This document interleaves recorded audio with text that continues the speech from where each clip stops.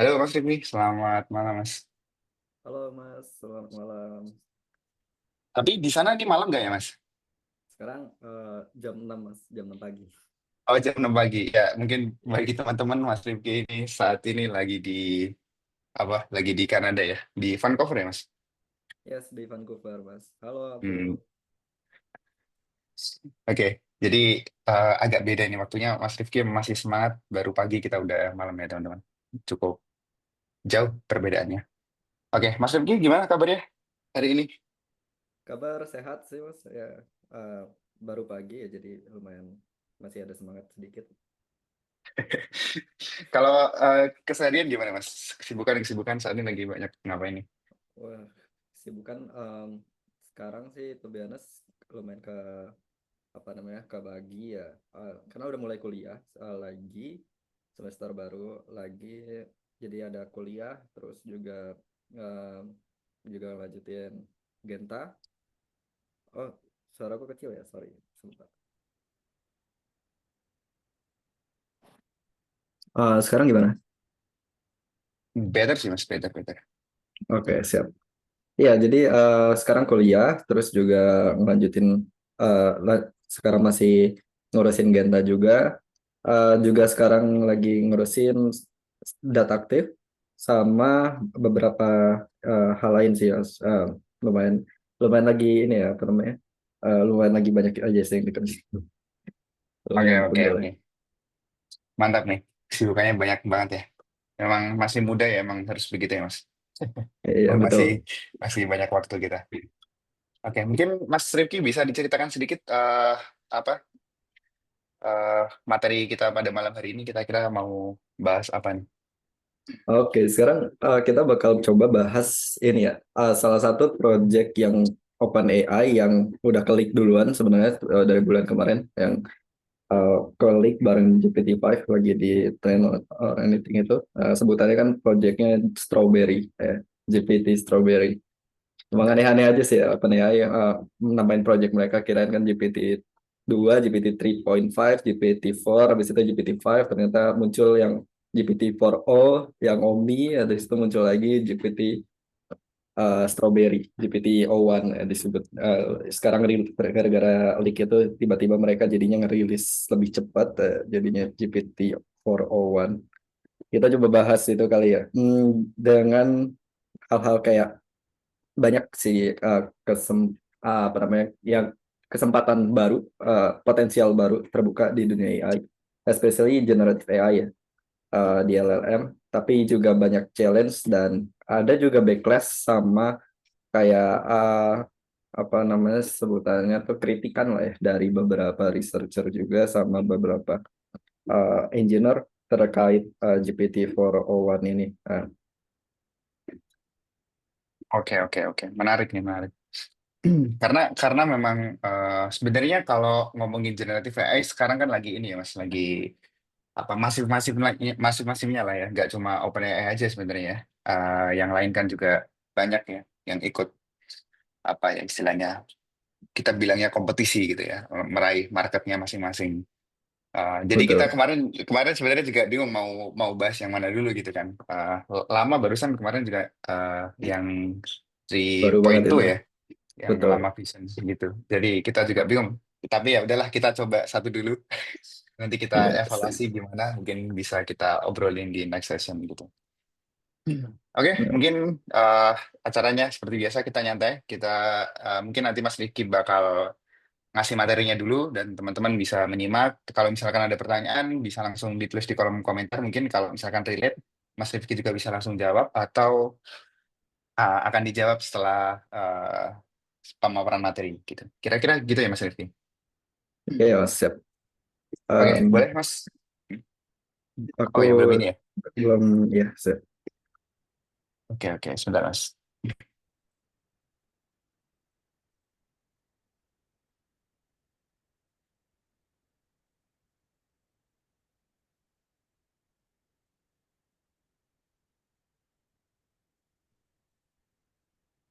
Oke, sudah Mas Rifki, silahkan.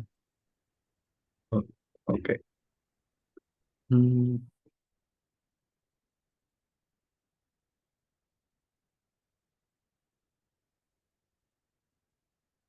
Oke. Mana ya kelihatan? Oke, sudah kelihatan Mas. Oke, so ya, kita coba explore tentang OpenAI O1. So, oh ya, basic, mungkin kenalan juga. Buat yang belum tahu tentang Geta Teknologi, bisa ke websitenya geta.tech. Tapi secara singkat kita startup yang sekarang tuh fokusnya di development di segi optimisasi dari buat nge-deploy atau ngejalanin model LLM di infrastruktur GPU NVIDIA sih ya. Kalau sekarang walaupun nanti kita bakal explore ke CPU dan lain-lainnya.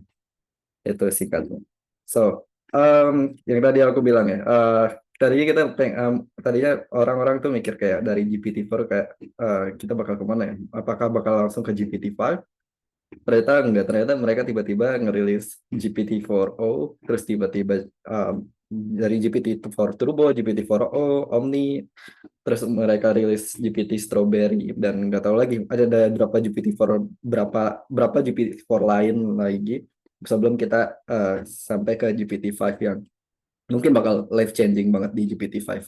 Makanya mereka nggak mau cuman sekedar ganti jadi model yang cuman sekedar lebih besar kayak itu yang aku lihat dari peralihan dari GPT-3.5 ke GPT-4 ya cuman bedanya GPT-4 itu jauh lebih besar. Mungkin ada beberapa teknis yang nggak dilewati tapi itu sebenarnya hal yang kelihatan tapi dari situ aja udah ngelihat banget dampaknya kan ya. And di GPT-4o O1 ini GPT Strawberry ya kita bisa lihat si yang jujur yang paling kelihatan efeknya itu misalkan kalau kita nanya dia untuk soal-soal kompleks ya soal-soal kayak matematika yang kalkulus 2 kalkulus 1 ke atas itu kayak mereka yang tadinya mungkin GPT-4 sebenarnya agak bisa untuk beberapa soal-soal yang dasar tapi ketika kita udah masuk soal-soal yang udah lumayan perlu mikir soal-soal yang perlu apa namanya perlu proving itu ya lumayan struggle ya untuk GPT-4o dan kalau di sini bisa kelihatan ya O1 itu bisa nge-solve problemnya ya menurutku eh, yang anak matematik ya lumayan oke ya, lumayan bisa buat aku pakai buat ngerjain tugas ya. Tapi kalau GPT-4o itu lu agak agak kemana-mana dan jadinya uh, apa ya kita bisa lihat uh, salah satu aplikasi GPT-4o1 ini bisa dipakai untuk kayak hal-hal kompleks kayak matematik, mungkin juga programming dan yang salah satu ya berita yang aku dengar juga kalau kalian pernah dengar tentang Devin AI yang mereka bikin apa sebutannya software engineer AI yang mereka rilis terus ternyata banyak kebongkar kalau eh, yang mereka demoin itu nggak sebagus itu sebenarnya kan.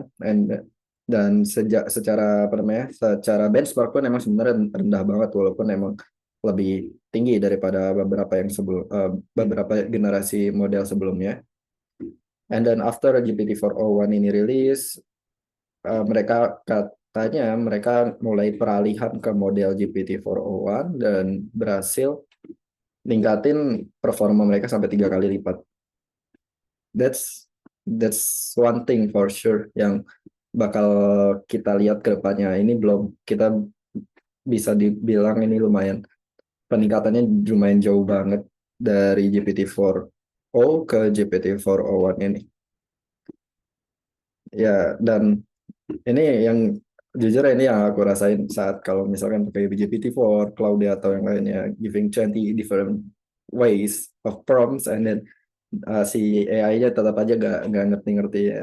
That's I think a lot of people yang pakai GPT-4 ngerasain. Tapi ini sesuatu yang kind of hilang di GPT-4o1 yang somehow dia bisa ngerti apa yang pengen aku uh, lakuin dan dia berhasil ngelakuin understand itu dengan baik. Dan kalau ngelihat dari segi benchmark ya, ini jujur dalam bisa dibilang agak gila ya secara peningkatan apalagi untuk kayak GPQA untuk PhD level science question, uh, dan mathematics dan lain-lainnya itu peningkatannya tuh bisa jauh banget. Padahal bisa dibilang ini model keluarga model yang sama, still in the same family model ya GPT-4. Dan kayak aku yakin ini lebih perubahan itu lebih ke arah di metode metode generation ya, lebih ke prompt tuning, eh, sama lebih ke mungkin mereka ada fine tuning dan lain-lainnya. At- atau sedikit continue pre-train yang tapi ngelihat perbedaan performanya bisa sejauh ini agak eh, ini lumayan menakjubkan ya, buat aku sendiri. Ini bakal ngebantu banget untuk apa scientist, mahasiswa, dan kayak I think dengan kayak gini secara halusinasi AI itu bisa dihilangin halusinasinya. Walaupun tetap mungkin ada halusinasi, dan kita mungkin dan ini mungkin bisa dibilang iterasi pertama ya, dan kita lihat OpenAI tiap tiap kuartal itu mereka update model mereka jadi lebih baik, and we'll see how it goes. Dan dari segi performa itu memang udah kelihatan banget jauh lebih baik, dan dia bisa detect ada berapa R di kata strawberry, yang dimana kayaknya Claude, aku udah coba Claude dan GPT-4o, dan GPT-4 mereka struggle nggak bisa ngitungin jumlah R di kata strawberry. That's one thing for sure. Dan cara kerjanya sebenarnya simple ya. It's a chain of thought. Jadi basically dia cuman, kalau kalian pakai GPT-4 or One, kalian tanya sesuatu, terus kalian bisa buka chain of thought-nya. Jadi ada kayak dia ngobrol sama AI-nya sendiri, terus kayak ada step by step-nya yang dia lakuin buat ngejawab pertanyaan kita. And this is what actually happens. Kayak ada input, reasoning, output. Habis itu dimasukin lagi ke the second turn untuk dievaluasi, sama apa namanya, bikin lanjut generate jawabannya. Terus dilakuin terus-terusan sampai jawaban akhirnya ketemu, yang dimana of course tetap ada batasan, dimana konteks window-nya 128.000 itu bakal kepotong, bakal dipotong sama dia, biar nggak terlalu panjang. Mungkin jadinya ada beberapa bagian turn yang bakal hilang kalau misalkan turnnya kepanjangan. And this is probably kind of apa namanya, akan lead ke beberapa masalah. Mungkin kayak O1 itu kayak udah bagus banget, performanya jadi lebih baik dalam science, dalam matematik, dalam logic, dalam apalagi untuk programming nanti ke depannya. We'll see. Implementasinya bakal banyak banget. Tapi ada beberapa isu yang aku lihat dari GPT-4o1 ini. Pertama ya, why don't we just use kayak apa namanya, function calling.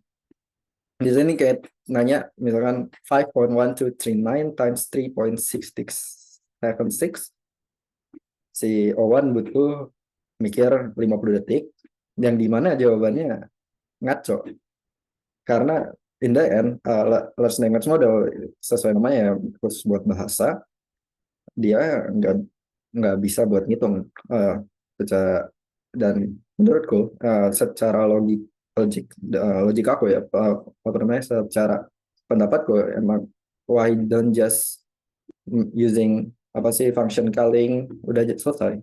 Hal-hal kayak gini itu sebenarnya bisa solve kalau misalkan dengan function calling biasa, tanpa dia perlu harus bikin nggak over complicate sesuatu yang nggak perlu. Jadi this is kind of stuff yang aku lihat di dunia AI ini, salah satu yang aku nggak terlalu suka dengan hal ini, kayak misalkan Langchain atau yang lainnya yang bisa aku bilang itu over complicate something yang harusnya sangat mudah, tapi di over complicate dengan mereka, dengan Langchain, dengan uh, hal ini dan lain-lain. Jadi menurutku O1 itu nggak cocok untuk sesuatu task yang sebenarnya simple, dan apa yang kita pengen, itu kayak mungkin dari segi prompt engineering-nya bakal khusus lagi, bakal beda lagi sama kayak kita pas pakai GPT-4 atau yang lainnya. Jadi choose your model wisely, nggak jangan asal lempar satu task yang sebenarnya simple kalian lempar ke GPT-4o1 yang notabene kalian bakal bayar mahal, kalian bakal latensinya bakal tinggi dan belum tentu akurat. Something kayak text classification atau perhitungan yang mungkin kalian use case kalian cuma butuh perhitungan biasa, kalian yang better ngindarin O1 ini untuk sekarang. Tapi kalau misalkan kalian use case karena that kind of stuff bisa di solve pakai function calling biasa, and bahkan mungkin bisa dengan RAG atau yang lainnya itu jauh-jauh lebih sederhana. Tapi O1 ini bakal bagus banget kalau kalian bisa pakai misalkan untuk data analytics.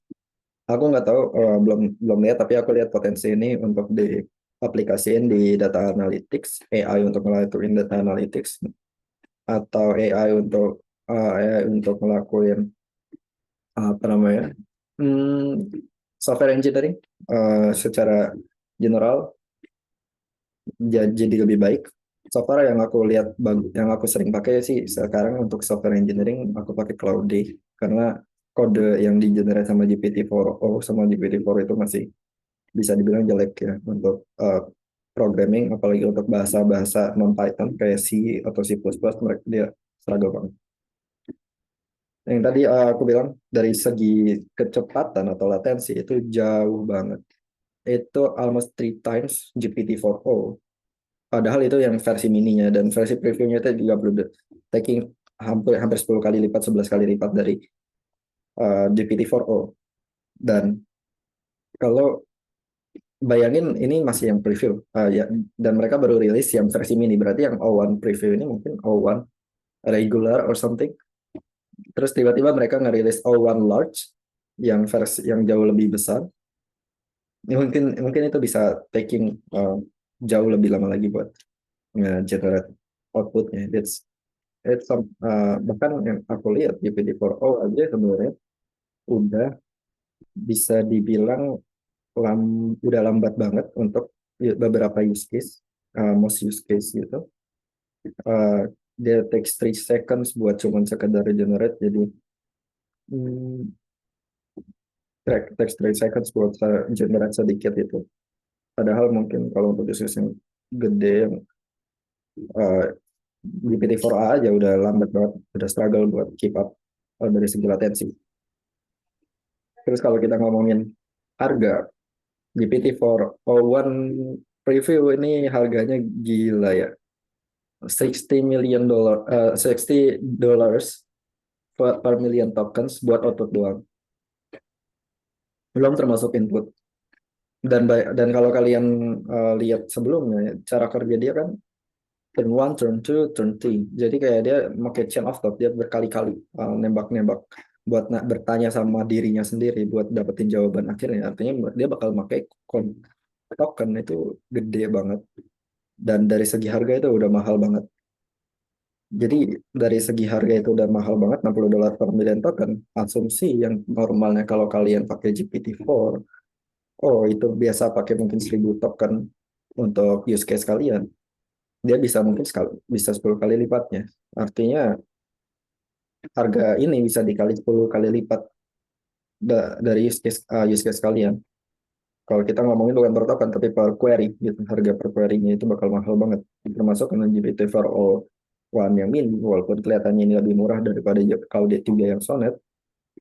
Kalau D3.5 yang Sonnet, um, tetap dari segi jumlah token yang bakal dipakai sama GPT-4o1 yang mini itu bakal jauh lebih tinggi daripada Claude 3.5 Sonnet, sehingga secara harga bisa dibilang untuk per query-nya bakal jauh lebih mahal juga. Dan selain itu ya time to first tokennya jauh lebih lama. Itu peningkatannya benar-benar eksponensial. Unless there's some apa namanya, so magic, tiba-tiba Nvidia ngerilis satu GPU yang eh, apa namanya, kencang banget buat ngejalanin model sebesar GPT-4. Jadi, I think eh, jumlah waktu yang dibutuhkan buat ngegenerate first token ya, ini nggak apa namanya, nggak ngomongin time to apa sih, final tokennya, tapi first tokennya itu. Jadi secara use case mungkin memang ini lebih ke sesuatu yang lebih ke analytics, lebih ke research dan lain-lain itu, dibandingin eh, apa namanya, dibandingin pakai model-model dibandingin pakai model-model kayak Claude 3 3.5 Stone, ataupun lebih murah, lebih cepat. Tapi kalau untuk tas-tas yang kompleks itu tetap dia struggle. Jadi we'll see, karena kita ngelihat ya, biasanya OpenAI, Meta atau Claude itu punya pattern yang sama. Mereka bakal ngerilis model gede dulu, modelnya mahal banget. Habis itu satu kuartal kemudian mereka bakal ngerilis model yang dengan harga setengahnya, dengan latensi setengahnya. Terus mereka bakal rilis dengan setengahnya lagi, di cut kecepatannya, di cut harganya juga. It's still promising, tapi untuk saat ini use case-nya mungkin masih lumayan terbatas. Tapi kalau untuk penggunaan pribadi, aku sendiri bakal lumayan lumayan pakai untuk GPT-4o1 ini, karena dari segi kemampuannya itu yang emang bagus banget sih. Karena it's something yang aku bakal tungguin aja, nggak, bukan something yang aku bakal harus cepat, harus cepat, harus cepat. But some question yang aku muncul itu adalah, kemarin tuh Meta tuh ngerilis Llama 3.2 yang mereka ngebagi jadi dua model, dua grup model, on device LLM sama multimodal LLM. Yang on device ukurannya surprisingly kecil banget, 1B and 3B. Yang itu, dan gilanya yang setelah aku cobain emang performanya lumayan bagus, dan itu comparable dengan model 8B yang 8 3.1 mereka. But if OpenAI dan apa ya, OpenAI ngelakuin mereka bikin dengan O1 itu something, sesuatu yang benar-benar new, Hah? not something sesuatu yang spesial. Apa? Karena chain of thought itu udah lama banget. So, itu satu metode yang udah lama banget. Terus mereka itu kalau nggak salah mereka pakai thinking tokens. Kemungkinan mereka ngambil referensi itu dari reflection tuning yang sebenarnya udah rilis duluan juga di apa sih, di komunitas open source. Dan mungkin ada beberapa metode yang lain. So the question remains adalah, can we make actually open source LLM yang smarter than human, atau at least comparable dengan model-model OpenAI kayak O1 dengan metode yang sama.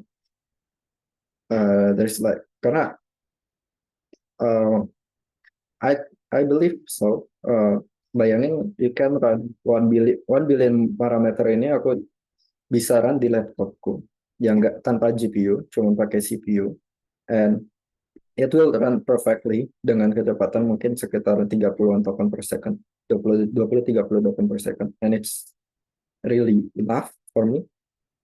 Dan I got the privacy, dan it's mine. AI LLM-nya itu milikku sendiri. No one owns it selain aku, dan dia bisa jalan di laptopku. Either aku mau pakai buat Genta atau pakai buat project lainnya. Bahkan kalau model 1B nih Kak, di run di 4090 GPU itu bisa ngebut banget, dengan personalisasi kalian sendiri dan lain-lain. Well, can we actually make it? Can we make it smarter? Dan kalau kita lihat dari benchmarknya ya, compare to other new model-model yang seukuran kecil, bahkan dengan Five Labs dan lain-lain, itu mereka dan model 1B and 3B ini udah lumayan comparable. So what if we fine tune them the same way OpenAI fine tune atau ngebuat O1? Did we Can we make, bisa nggak kita bikin satu Yang satu model satu agent yang comparable dengan O1 tapi jauh lebih cepat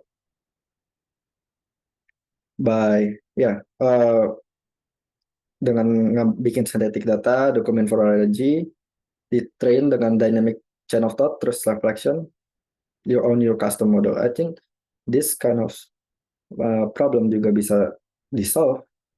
Problem dari cost dan problem dari kecepatan ini bisa sebenarnya bisa jadi solve dengan memakai model yang lebih kecil and then fine tune on specific data yang sebenarnya datanya juga di generate sama model yang gede. Dan kemungkinan mungkin OpenAI juga bakal mengarah ke sini dengan mereka ngebikin satu model varian dari O1 yang jauh lebih kecil, yang jauh lebih cepat dan jauh lebih murah. Um, dan karena itu ya kita sebenarnya dari Genta saat ini lagi ngebikin satu project 100% open source yang kita namain Colossal.ai. Ya kita bakal rilis secara open source dengan license Apache 2.0.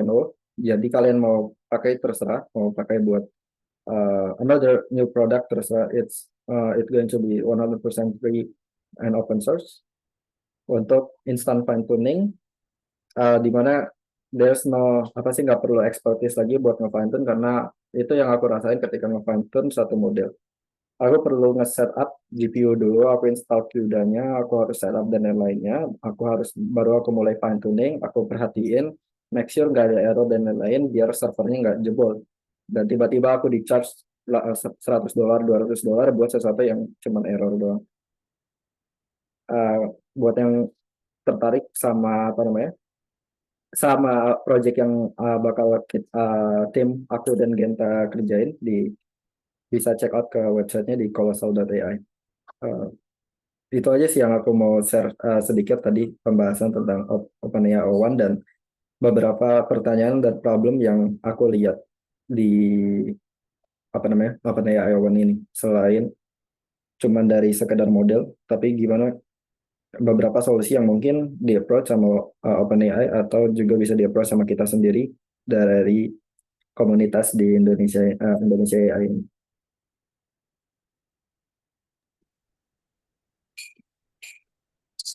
Oke, baik. Terima kasih Mas Rifki sudah menyampaikan ya. Karena memang seperti Suaranya nggak ya, kedengeran Mas. Maaf.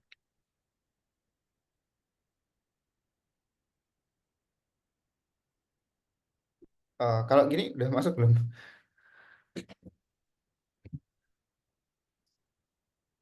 Belum masuk ya Mas? Di saya aman sih. Oh,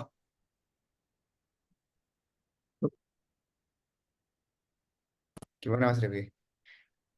Ah,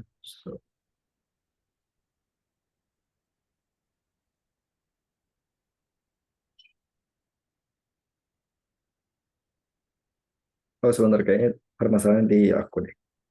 Oke.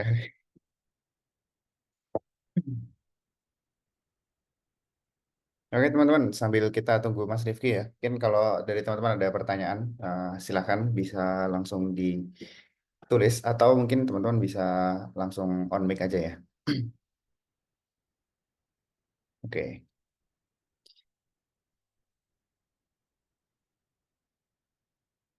Mau tanya bedanya on device sama multimodal, bedanya di ukuran sih ya. Karena kalau kalau untuk kita ngomongin tadi lama 3.2 yang aku tunjukin, bedanya ya, on device itu ukurannya kecil banget, itu bisa jalan di mode di apa sih namanya? Di laptop kalian sendiri, bahkan kayaknya yang 1B itu bisa kalian jalanin di HP tanpa perlu GPU dan lain-lain secara offline. Kalau multimodal itu jadi ya basically multimodal kalian bisa apa masukin image terus dia bisa understand image kayak GPT-4o sekarang. Oke. Berarti kalau misalkan yang on device tuh basically cuma generative text aja ya Mas? Generative text, yes. Tapi this is one thing yang aku kelihatan ya karena tadi chain of thought-nya GPT-4 itu kan lumayan lambat ya karena mereka pakai model-model besar. Tapi gimana kalau misalkan kita punya a bunch apa beberapa misalkan 10 model kecil yang di train khusus untuk task itu. Jadi satu model dilatih khusus untuk Kan kita punya aplikasi untuk nge-solve matematika. Hmm. Kita punya satu model yang dilatih khusus ke kalkulus satu doang, satu model dilatih khusus ke kalkulus dua doang, satu model dilatih khusus ke kalkulus tiga dan lain-lain. Kita bisa bikin chain of thought itu jadi jauh lebih cepat dengan pakai model-model kecil itu dijalani secara barengan, dan outputnya bakal jadi tetap jadi sama akuratnya dengan performa yang jauh lebih kencang banget. Dia bakal instan kayaknya. Nah, karena yang itu yang aku udah coba pakai yang 1B itu cepet banget. Tapi bayangin kalau punya banyak model kecil itu dilatih khusus ke data kalian sendiri. That's uh, salah satu yang aku pikir. Oke. Um, Mungkin ini kalau dulu Mas Reni. Ini ada ya, yang lagi oh ya, apa? Resen. Mungkin bisa langsung on mic Mas Emir kalau Halo misalkan. Mas Rifki, halo Mas Emir. lagi di Kanada ya? Iya udah balik nih Mas. Oh, udah balik ya. Iya nggak sampai Oke. ketemu kita. Eh, aku coba mau tanya yang untuk poin lama 3.2-nya. Itu kan yang multimodal 9B sama 11B. Itu mereka udah keluar. 11B sama 90B, 90B yang Oh, gede. 90B ya? Yes. Oh, alright, my bad. Itu mereka udah keluar ininya belum ya? Apa yang kayak open source-nya gitu? Oh, Setahu. udah Mas. Oh, udah ya? Aku Udah, belum ngecek udah di mana soalnya. udah bisa dipakai semua. Oh, Cuman emang dia itu harusnya mirip kan sama teknologi Lava yang ini ya Microsoft. um, bisa dibilang mirip ya Mas ya. Sama-sama multimodal tapi dari segi performanya lumayan jauh sih Mas. Oh, Jujur. lumayan ya. Ah, Udah ah, sempat ngetes ya? dan- ya udah sempet. Aku langsung pakai karena langsung tertarik banget sama Patri tentunya. Ya apalagi yang 90B ini 90B ini bisa dibilang mereka kar- ngegantiin apa ya? Ngegantiin versi 405B-nya ya. Mereka kan punya 405B ngerilis tuh Hmm, duluan. Dan itu kan gede banget ya, hampir kayak dia perlu hampir 8 H100 aja nggak kuat. iya, Jadi bener-bener. perlu sekitaran 1200 GB VRAM buat ngeloadnya doang. Makanya mereka mungkin ngerilis model ini versi yang buat ngegantiin Corolla 5G-nya sama 7TB mereka biar kualitasnya lebih tinggi tapi dari segi performa enggak ya. Itu ya salah satu yang kelihatan ya. Tapi udah keluar loh Mas. Ada di Hugging Face lama 3.2 Pro 5D bisa maksudnya coba aja. Kalau di kita lagi pengen ngembangin Colossal ini buat bisa nge-fine tune model-model kayak gitu terus kayak langsung dipakai gitu, tinggal di-download terus dipakai di mode Linux, Windows atau gimana tinggal dibuka aja nggak perlu setup apa-apa itu goals ya, yang kita lagi kembangin bisnisnya. Eh, Kalau yang 11B udah pernah nyoba Mas? 11B itu udah cukup bagus ya Mas menurutku karena itu bisa dibilang lumayan comparable sama SOTA yang sebelumnya aku bilang, dan yang ini yang jujur lumayan aku takjub ya karena yang 11B model lama 3.2 ini kan di trend dari awal itu untuk bisa multi multi bahasa. Sedangkan model-model sebelumnya itu nggak mereka nggak berani ngeklaim buat multi bahasa ya. Kayak yang satu-satunya yang mereka berani klaim buat multi bahasa itu cuma yang 405B. Tapi yang seri 3.2 ini mereka berani ngeklaim di tren khusus untuk multi bahasa. Jadinya yang aku lihat dari segi performa untuk model-model 11B, 90B untuk gambar itu lebih bagus, bisa works lebih bagus untuk bahasa Indonesia. Bahkan makanya aku bilang kayak 1B sama 3B-nya aja udah bagus untuk bahasa Indonesia karena walaupun mereka nggak bukan salah satu, walaupun bahasa Indonesia itu bukan salah satu bahasa official yang mereka klaim. Kalau nggak salah mereka ngeklaim 9 bahasa official, tapi bahasa Indonesia tetap ada di dataset mereka. Dan karena mereka di-train secara multibahasa secara barengan, mereka bisa memahamin perbedaan bahasa itu lebih bagus gitu sih. Itu yang aku lihat juga, makanya performanya bisa lebih bagus juga untuk bahasa Indonesia. Especially untuk ukurannya kecil, 11B itu kalau kita kuantitas di 8 bit aja itu udah bisa run di mana ya? Kita lihat 8B itu ukuran 27 GB per 2. Jadi kayaknya di 3070, 3080 yang VRAM-nya 12 GB itu udah bisa jalan untuk model 11B itu. Soalnya gini Mas, aku ini aku eksperimen ya. Aku pakai Lava 1.5 itu 7B. Cuman bedanya karena aku bukan non NVIDIA users, jadinya aku kuantitas ke 4-bit dimasukin ke extensionnya GGUF. Nah, Wah, itu aku ngetes kayak ngemasukin gambar gitu buat at least kayak nge-recognize aja itu tuh nggak bahkan nggak akurat sama sekali sih gitu. Itu ah ya. apa yang kayak penyebabnya kenapa multimodal di 3.2 itu jauh lebih efektif gitu. Maksudnya teknologi jauh lebih bagus ketimbang di Lava. Sebenarnya problemnya bukan di, menurutku ya, bukan lavanya ya. Lava Oke. sebenarnya udah aku coba lumayan lumayan oke lah.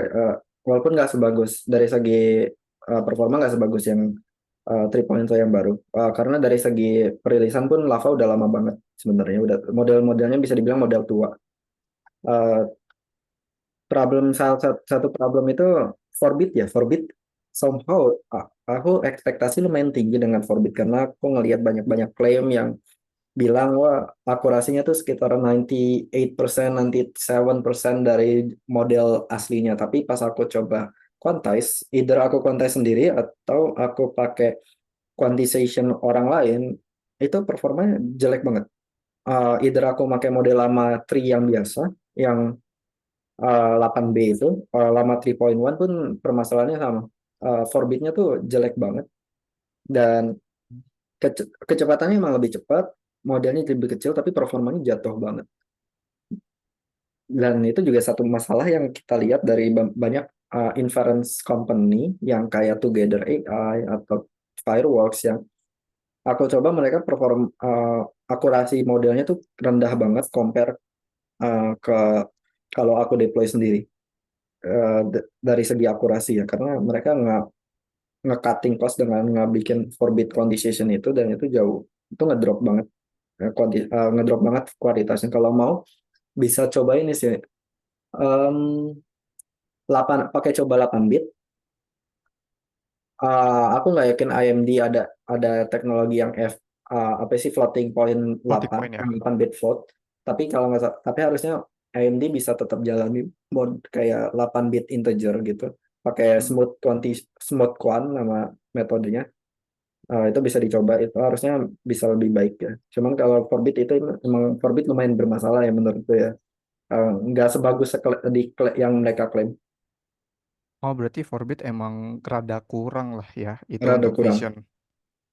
Iya, kurang banget. Apalagi sebenarnya bisa ditingkatin dari apa namanya performanya dengan ningkati pas lagi nggak apa namanya kalibrasinya tuh pakai dataset kalibrasi yang sesuai bahasanya. Misalkan kita mau pakai buat bahasa Indonesia, kita calibrate pakai pakai data dari bahasa Indonesia. Terus kalau dari situ kita pakai kita calibrate lagi, terus kita pakai apa namanya uh, parameternya aku lupa ya. Alpha size-nya itu di set agak tinggi. Jadi di sekitaran 128 itu menurutku lumayan oke, tapi dia bakal struggle kalau konteksnya panjang. Dan Oh, oke oke. struggle-nya tuh aneh banget. Jadi dia bakal nge-generate kayak random random karakter kayak tanda tanya, hashtag dan lain-lain itu udah Oh, kayak iOS dan lain-lain gitu sebagainya itu ikut ke generate ya. iya Oh betul. iya, Itu pantas. random banget. Jadi beberapa model pun gitu aku ngetes Q4, Q5, Q6 gitu tetap aja ada yang kerender iOS apa tanda seru dan lain sebagainya itu tuh kayak oke, what the heck is Yes, going on? itu that's what's going on sih ya. Ah, kalau mau nyoba float FP8, I think aku ada model lama Tri 8B tapi yang versi 8B itu udah compiled. Kalau mau nyoba bisa nanti aku coba. Ini di yang Genta itu Genta Engine kita udah support FP8 dan dari segi performa kualitas tuh hampir nggak turun sih sama sekali nanti. Aku bisa share itu Oh ya. oke. Oke deh ke yang satu lagi. Tapi ini lebih ke general sih. Hmm. Em, Kenapa? Tapi kan orang-orang udah mulai banyak nih yang make untuk format GGUF-nya. Plus mereka tuh kayak kebanyakan pakai Q4 ataupun Q5. Hmm. Itu seharusnya masih efektif kan ya untuk misalnya kayak penggunaan sehari-hari. Misalnya kayak Pakai GUF, dimasukin ke LM Studio ataupun Olama, terus ditambahin ke dokumen RAG gitu. Yes. Sebenarnya itu masalahnya lebih ke ini ya Mas. Most people yang pakai model mereka sendiri itu mereka nge-fine tune modelnya sendiri ya. Jadi tergantung use case mereka nge-fine tune ke data mereka nge-fine tune ke coding atau program mereka dan lain-lain itu jadinya jadi lebih akurat, dan karena di fine tune-nya itu emang pakai Q4. Dari awal di fine tune pakai Q4 jadinya emang lebih bagus secara performa. Jadi emang banyak orang yang emang lumayan ini ya, lumayan niat nge-setup servernya dan lain-lain buat nge-fine tune model mereka terus dijalanin. Eh, tapi kalau untuk penggunaan pribadi, I think RAG sebenarnya ini salah satu poin yang aku sering bilang ya. Bahkan untuk case RAG itu model kecil itu sebenarnya cukup, nggak perlu model besar untuk akurasinya. Cuman karena dalam tanda kutip, aku lihat juga banyak overcomplication dari segi apa namanya, segi pipeline, banyak hal-hal yang mempengaruhi di pipeline-nya sehingga outputnya itu lumayan aneh karena pipeline-nya nggak straight straight to the point gitu, nggak straight up.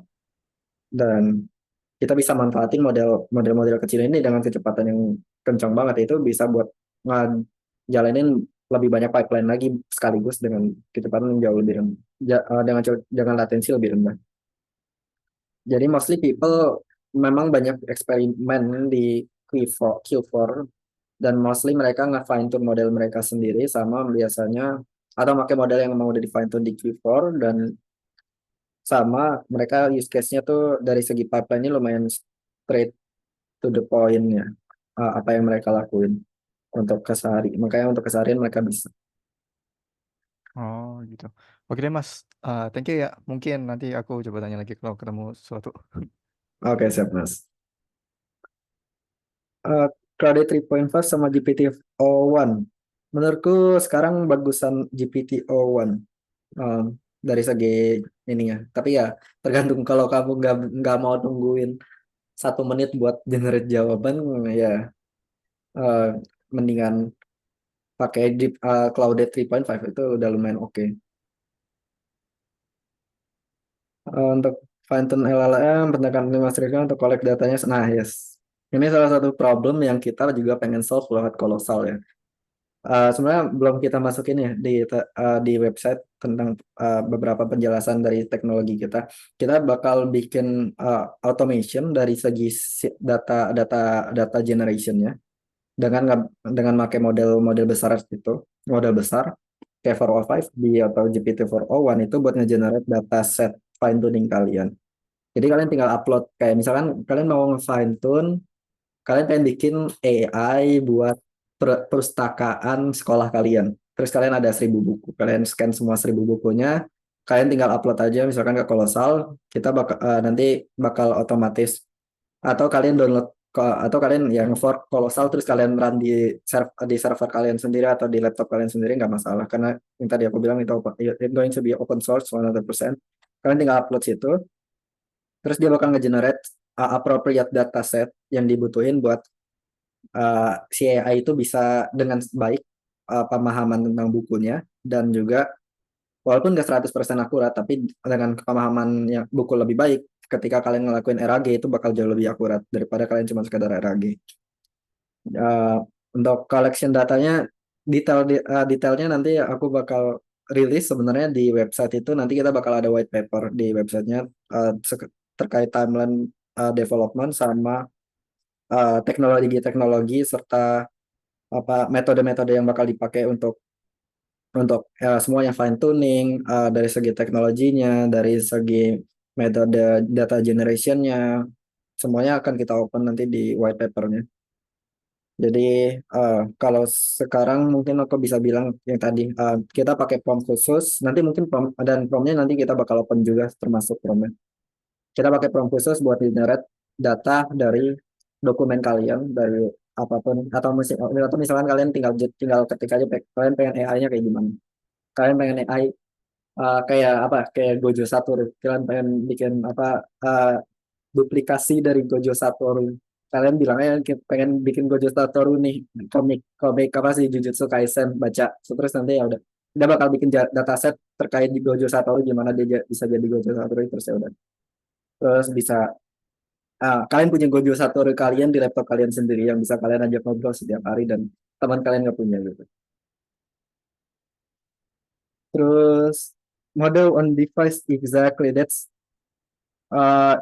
the point yang aku pengen bawa dari tim Genta, yang kita dari Genta tuh believe uh, AI, of course training AI itu bakal tetap apa sih, centralized lah ya.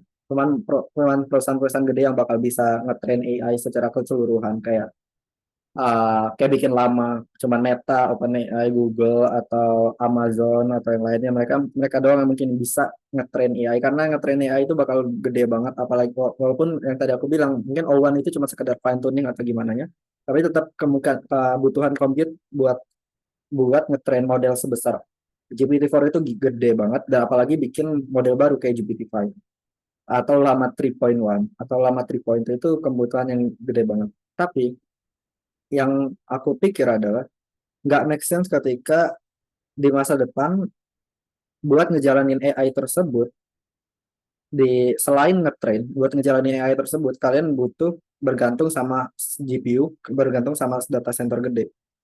I believe it should be, aku percaya itu harusnya bisa dijalanin di laptop kalian sendiri tanpa internet atau yang lainnya, dan kalian punya kontrol terhadap AI kalian sendiri tanpa ada perusahaan lain yang ngintip apa yang kalian lakuin, atau perusahaan ngintip data apa yang kalian pakai.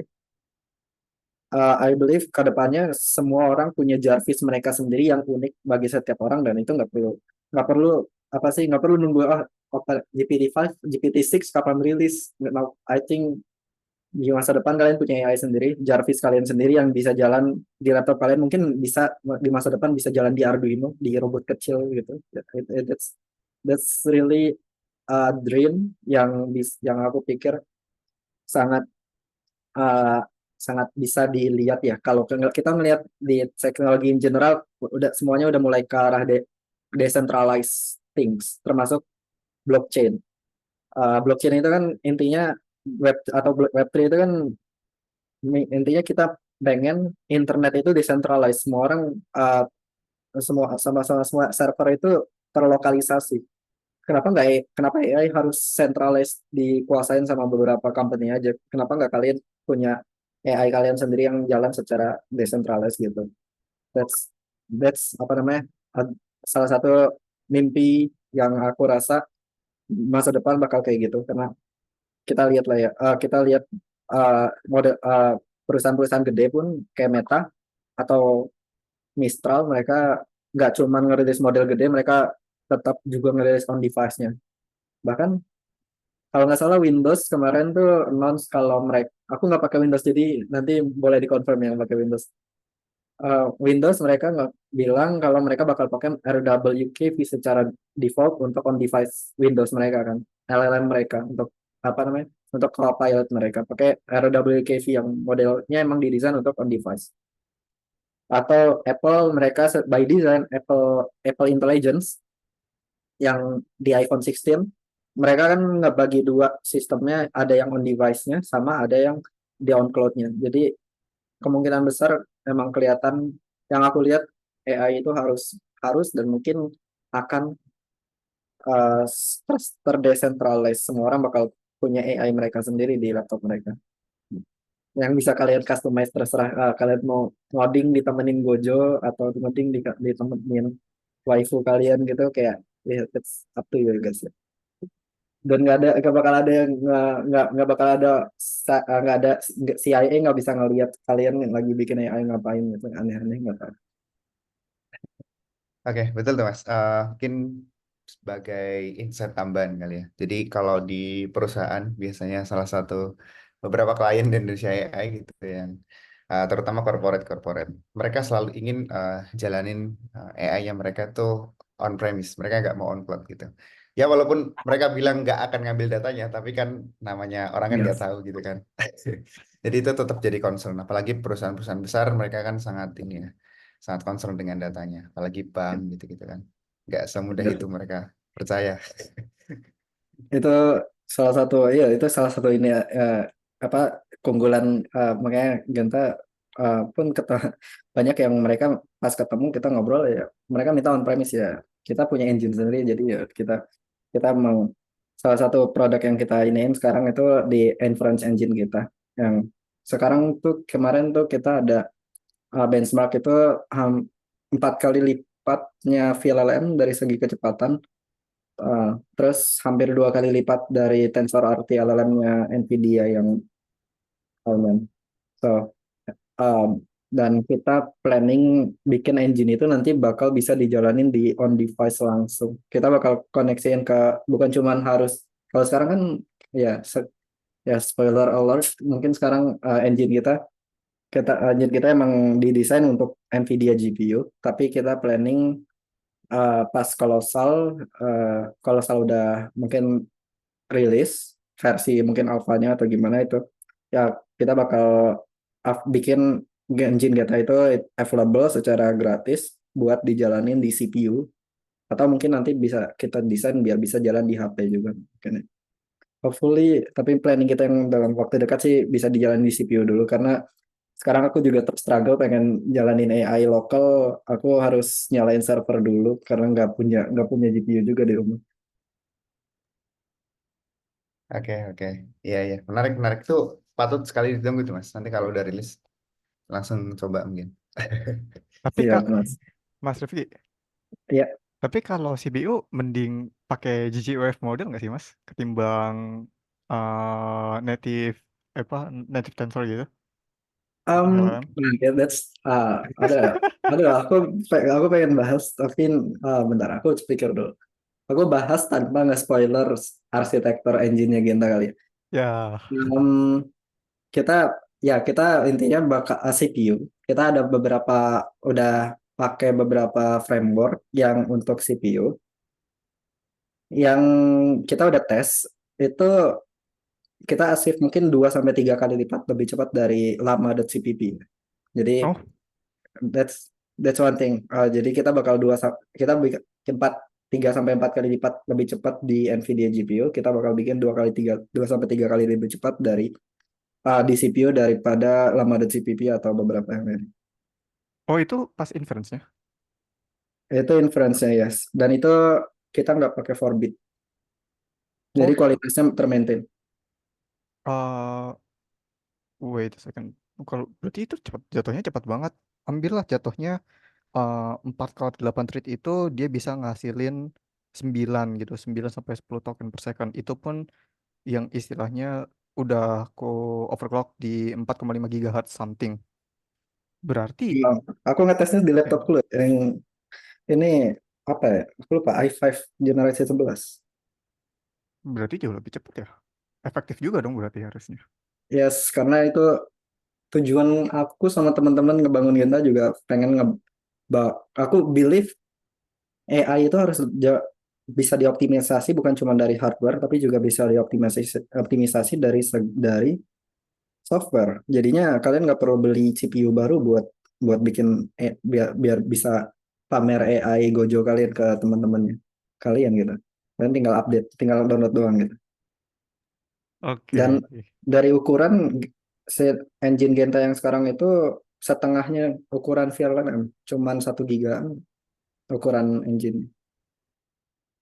Oh wait, actually 20 MB sih. Mostly sisanya cuman beberapa GPU, beberapa tambahan doang. Cuman berapa MB doang ukuran. Dan sisanya cuman tambahan library dari CUDA yang bikin gede. Dan ukuran cuma 4 giga total. In total 4 giga. Sedangkan VLRAM itu sekitaran 10 giga input. Dan tensor LLM dia membengkak banget sampai 40 giga. Tapi emang eh, yang paling mendekati kecepatannya sekarang sih tensor LLM. Dia kita cuma 1,5 kali lipat lebih cepat. Oh, berarti cepet banget sih itu. Ini lagi ongoing ya? Masih masa tes projectnya? Engine yang Gentas yang untuk GPU udah bisa dipakai. Cuman kita emang masih belum nge reveal, belum nge apa sih nge make it public yet.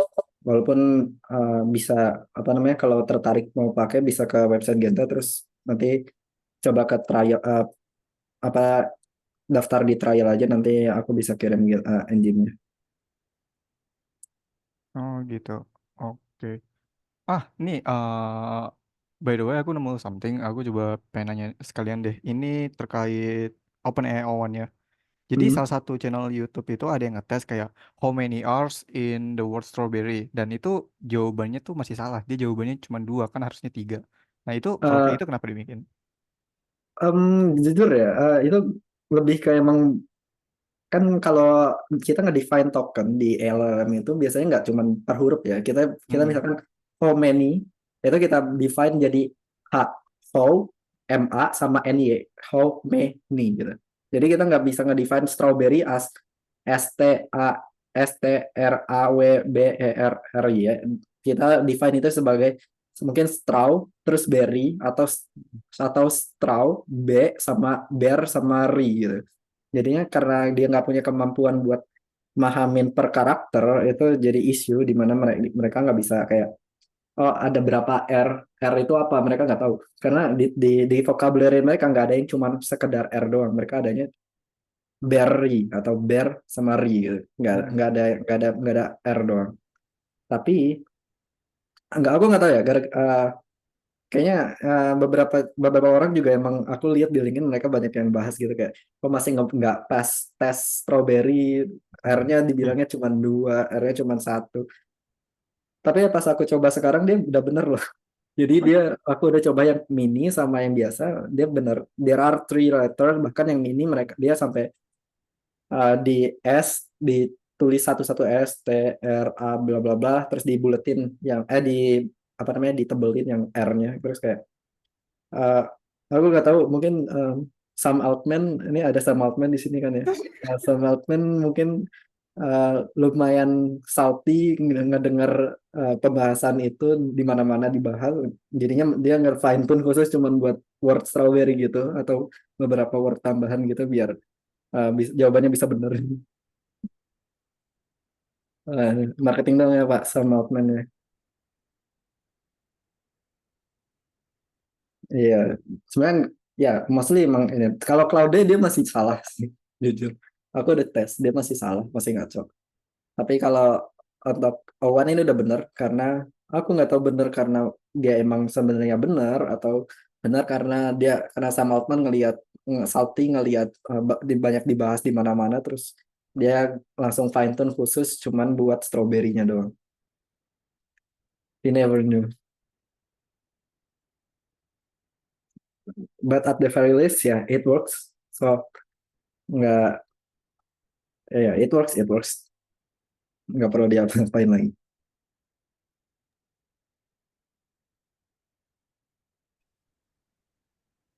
Oke Mas, tadi aku ada titipan pertanyaan nih, ada yang nitip pertanyaan gitu. eh Ini yang nanya source datanya GPT-4o1 di compare dengan ChatGPT-4o itu bisa didapat di mana dan kenapa kok bisa terbukti lebih akurat gitu.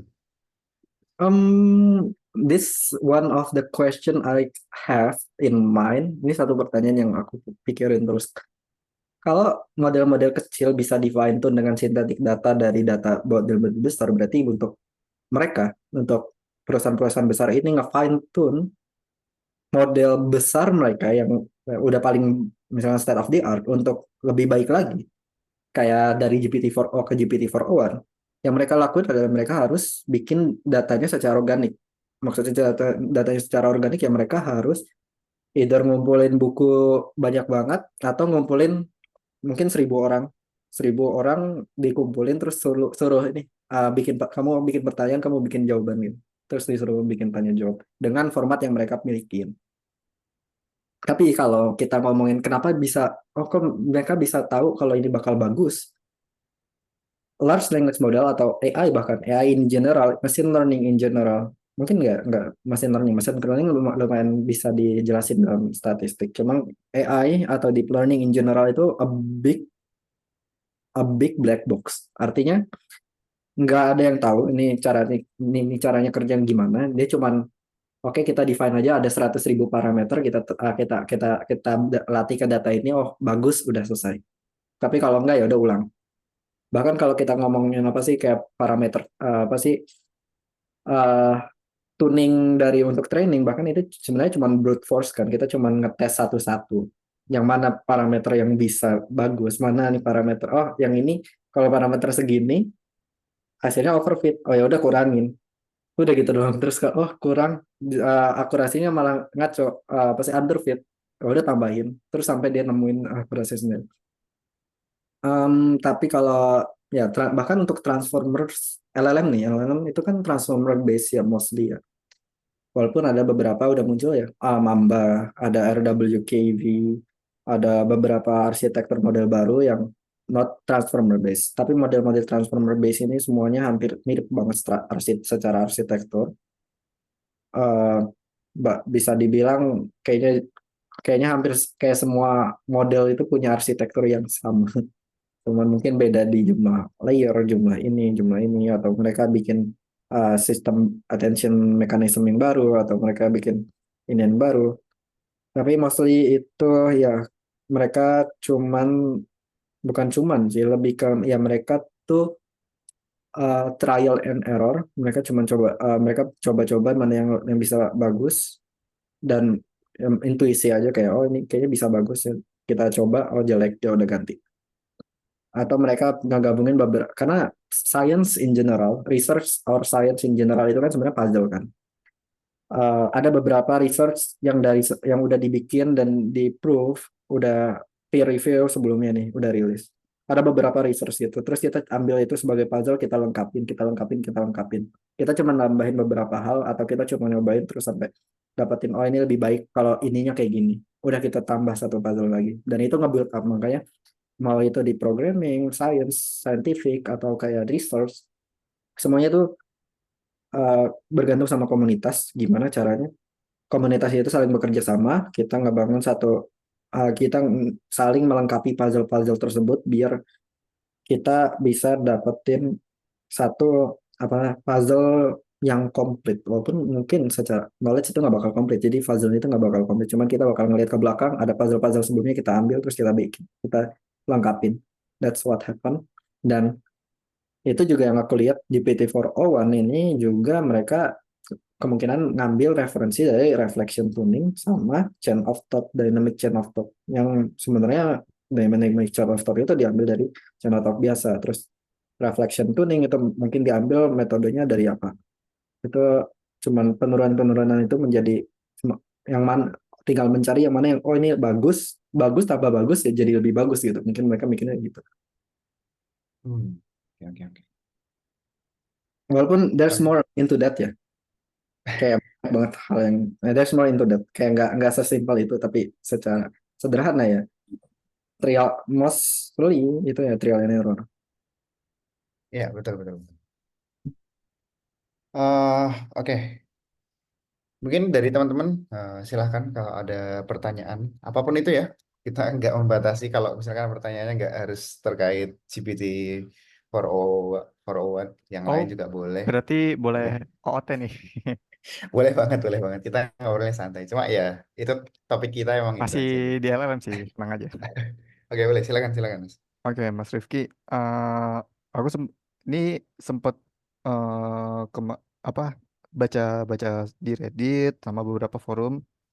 Emang iya ya, LLM itu kalau yang udah dihilangin sensor teksnya itu bakal jauh lebih bagus. Nah itu bener atau enggak? Soalnya ada yang ngebuka ini nih topik gitu kalau nggak salah di Reddit sempat nemu. Nah itu bener Um, nggak tuh? Aduh, ya jujur ya emang lebih bagus karena Oh, really, serius bener. Jadi beneran itu. jujur lebih bagus karena model-model sensor itu ya mereka datasetnya itu udah nggak organik kan, udah banyak dialter secara nggak natural, sehingga jawaban yang harusnya A malah disuruh kasih jawaban template, atau dia jangan sampai jawabnya kayak gini, dibikin dia ngambil konteks yang lain yang benar gitu kan.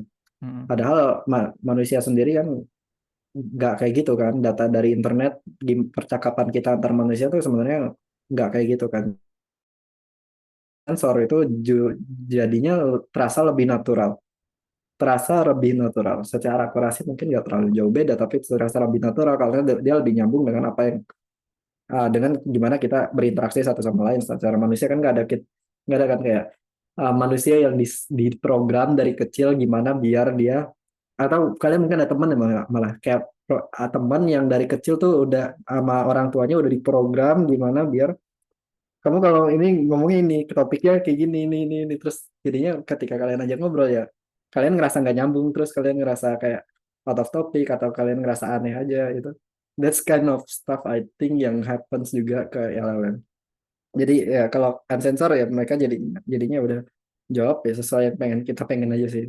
Dan itu satu satu hal yang uh, jujur aku pengenin juga, kenapa aku jalanin apa namanya mostly juga LLM itu ya lokal atau aku deploy sendiri ya karena AI on the cloud is not aligned with you. It's aligned with the company that owns it. Mau gimana pun ya itu AI dimilikin sama bukan bukan sama kalian kan, itu di align sama OpenAI. Kalau OpenAI-nya pengennya apa sih apa namanya GPT-4-nya itu sangat gender, bisa punya gender dia. Gendernya apa gak tahu, kita bisa kayak gitu tiba-tiba kalian dia ChatGPT ngobrol sama ChatGPT cowok terus tiba-tiba pas dipencet ngomongnya agak melambai ya itu mungkin lumayan align sama apa yang mereka punya gitu. Nah, kalau kayak gitu boleh ini dong Mas, coba bantu dijelasin. Ini di OpenAI yang O1 itu yang bagian metrik apa sih namanya? Ini metrik save-nya itu dia dari 4O itu Hmm. meningkatnya drastis banget itu di O1. Nah, Apakah wait. kemungkinannya Itu bakal mirip yang gitu ya? ada di artikel, I think itu yang di artikel ini ya, learning to reason with LLMs, terus di paling bawah. Yep. Ya safety metrics ya. Iya, heeh. Itu kan apa metriknya tuh jauh banget itu meningkatnya. Bahkan ada yang dari 0,4 sampai 0,9 gitu. Apakah bakal jauh lebih nggak jelas gitu modelnya? Oh, kalau safety yang di sini itu lebih Iya, ini ya, lebih ke safety dari segi ini, Mas, apa namanya? simple-nya. Safety dari ya keamanan sistem ya. Hmm. Gimana dia bisa kalau diminta kayak gini sama sistemnya, sama prompt sistemnya dia nggak bakal ngapa-ngapain. Walaupun ada beberapa ini juga kayak content involving minor dan lain-lain itu sebenarnya nggak bakal ngaruh kecuali ya kecuali di luar prompt yang agak ngaco, agak ngaco banget aja. Tapi tergantung ya. Jadi kayak kalau ngelihat akurasinya tinggi justru kayaknya bakal jadi lebih akurat sih. Lebih akuratnya gimana ya? Di ngejelasinnya tuh kayak kalau GPT-4o kan akurasinya nggak terlalu tinggi ya, akurasi dari safety metricnya.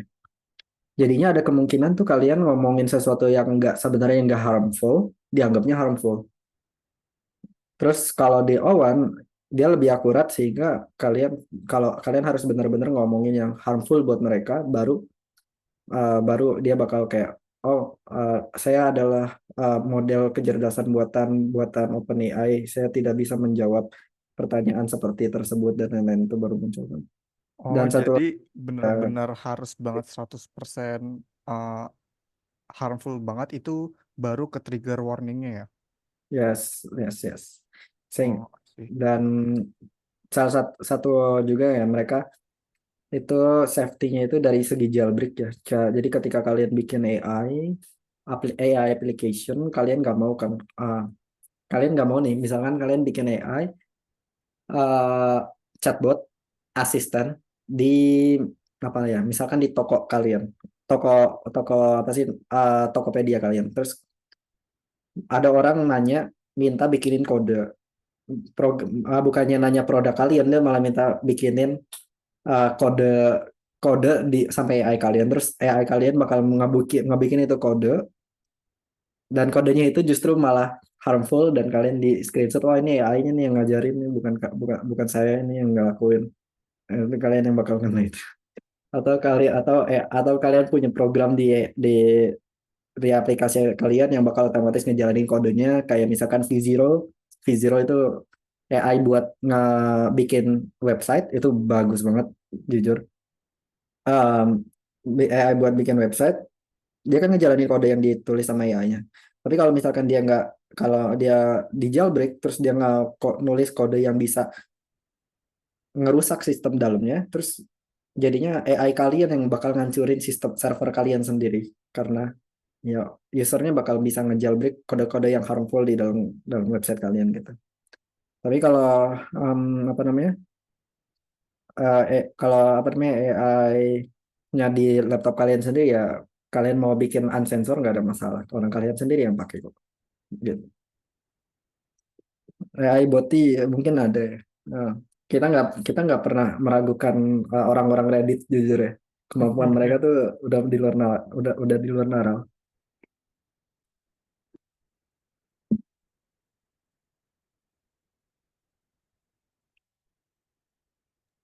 Ya, sebenarnya emang technically bisa ya, cuma tergantung ada yang mau bikin apa enggak gitu kan. Iya betul. Kalau ada yang tertarik, saya nggak bertanggung jawab, dan saya tidak menganjurkan. Saya bukan pelakunya atau berhubungan tentang hal tersebut. V0, kita coba aja V0.dev kalau nggak salah ya.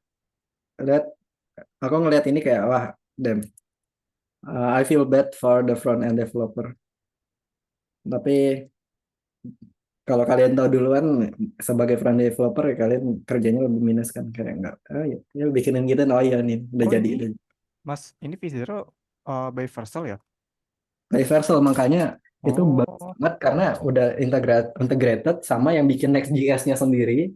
Dan Vercel kemarin kan kalau nggak salah mereka itu ngebeli ini ya, ngebeli ngebeli SatCN. Kalau kalian tahu SatCN, yang dia ngebeli SatCN, jadinya secara UI mereka udah diatur banget AI-nya, dan jujur itu bagus. Aku bisa bikin animasi di website gitu biar ya, sebagai ini kan, kalau websitenya kolosal itu ada kayak beberapa bagian itu ya, aku nggak bukan aku yang ngoding itu, animasi juga bukan aku yang ngoding.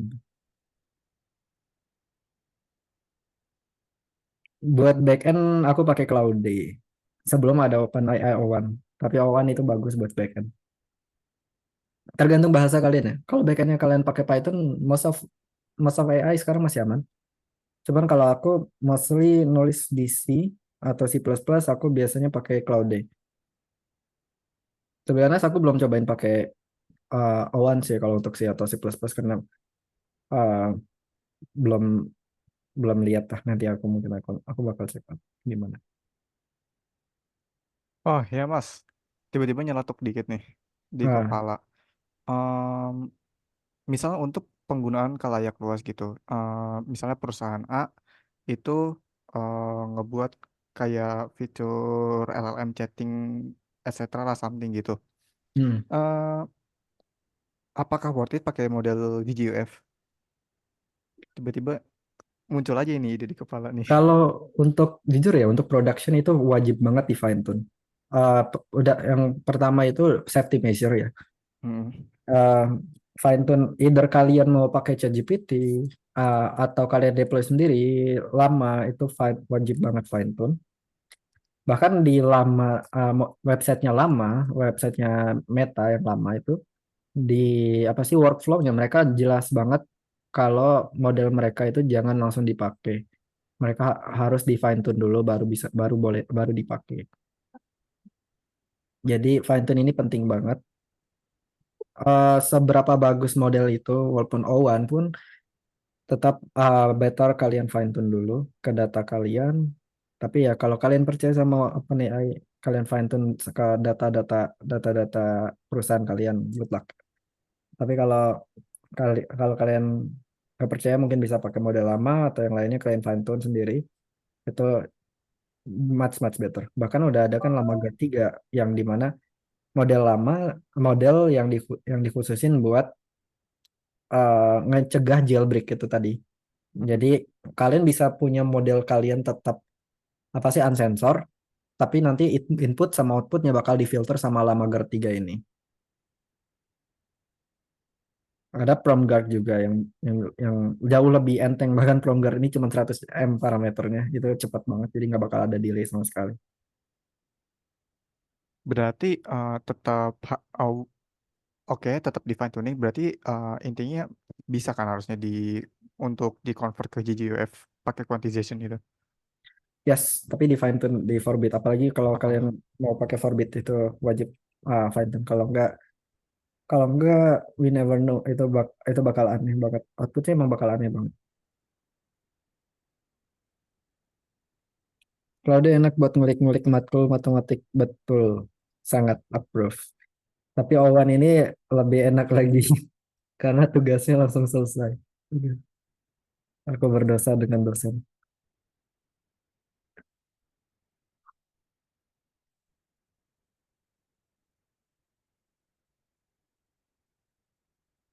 Prompt engineering itu jujur, aku pernah nggak ngerasa kayak buat apa sih prompt engineering, kayak itu aneh banget. Tapi pas aku inian develop aplikasi itu penting banget prompt engineering itu.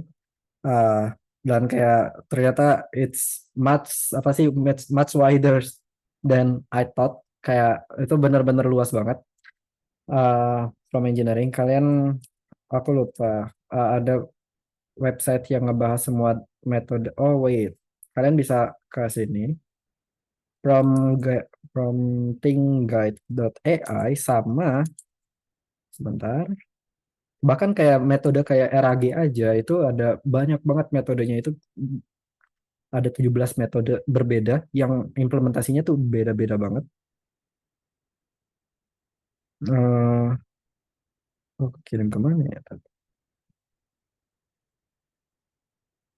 Itu kayak beda-beda banget, dan kalian implementasinya tuh ya harus lebih ke ngapal sih ya. Kalian harus pakai ini. Oh, buat case kayak gini mendingan pakai ini. Oh, buat case gini mendingan pakai ini.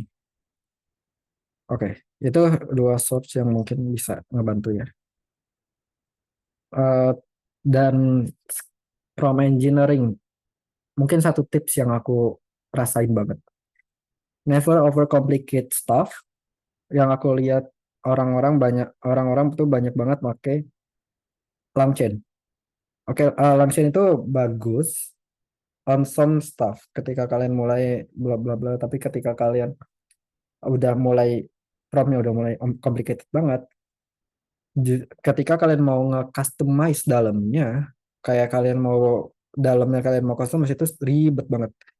Aku nggak tahu programmernya LangChain, kalau ada di sini um, ya dibenerin, itu kayaknya struktur kodenya itu bener-bener kayak aku mau ubah library-nya dikit biar bisa misalkan ganti model, ganti ganti ini biar lebih cocok, atau ganti filteringnya itu ribet banget. Aku harus ulik dulu, terus aku harus tes lagi, terus gimana gimana gimana, itu banyak banget. Jadi aku saranin, karena apa ya, kayak tas yang tadinya aku bayangin kompleks banget pakai LangChain, itu bisa solve dalam cuman 100-200 baris code Python, cuman pakai API-nya doang, sama lama index, atau kalian pakai apa sih vector database lain, itu kayak selesai. Nggak perlu, never uh, overcomplicate code kalian. Less is better. Karena kode itu kan apa namanya sebutannya, liabilitas. Semakin banyak baris kode kalian, semakin ribet kalian ngedebug kalau ada masalah, ini masalahnya dari mana dan lain-lain. API itu jujur lebih baik ya kalian langsung aja directly pakai API dan kalian implementasi logiknya sendiri. Dengan begitu kalian bisa customize suka hati kalian, dan kalian bisa dapat uh, dan bisa lebih cepat mungkin developmentnya. Dan sama apa ya, kalian kalau butuh prompt, kadang keunggulan dari LangChain dan lain-lain itu mereka punya default prompt kan. Kalian tinggal buka aja kodenya, cari promnya, kopas. Nggak perlu kalian harus pakai Langchain the whole thing. Dan banyak banget orang nge-share prom engineering mereka. Bahkan kalau nggak salah GPT-4 prom prom sistemnya chat GPT yang GPT-4 itu baru leak ya kalau nggak salah. Itu kalian bisa copy aja kalau mau bikin output di chat GPT kalian lewat API, yang lewat API bisa sama persis sama GPT-4 yang ada di chat GPT itu. Aku lupa linknya di mana, tapi nanti aku, aku coba share di ini kali ya kalau ketemu lagi.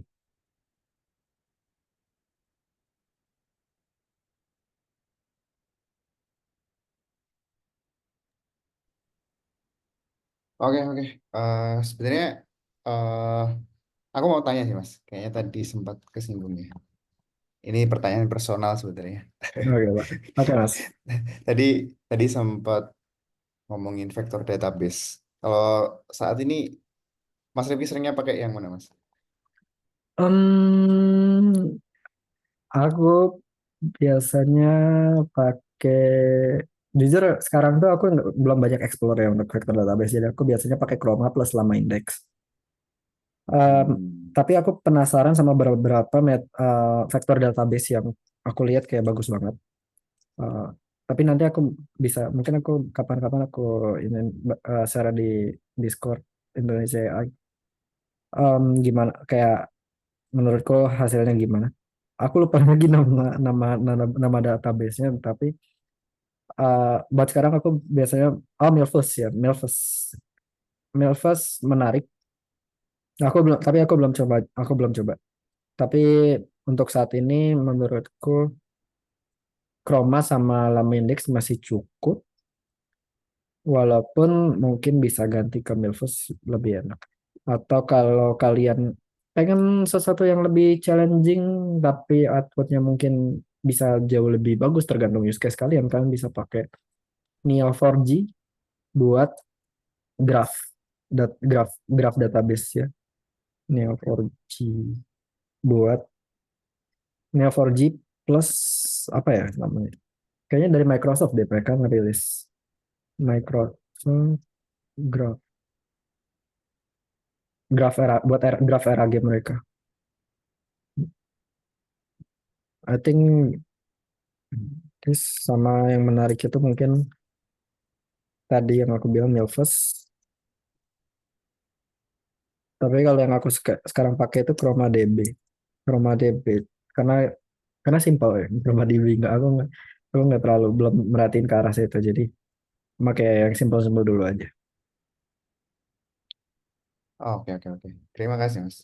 Ya, mungkin dari teman-teman yang lain, kalau ada pertanyaan, mungkin bisa langsung disampaikan, bisa open mic, atau bisa ditulis di kolom chat ya. Oh ya, graph RIG ini kalau nggak salah metode yang mereka pakai buat Bing. Jadi yang Bing yang kalian biasa pakai itu mereka pakai metodenya graph RIG. Graph graph RIG ini.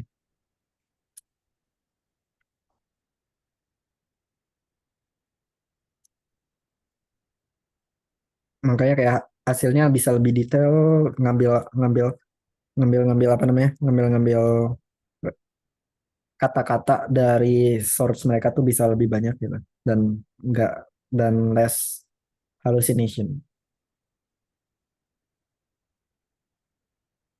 Hmm. Oke, oke, oke.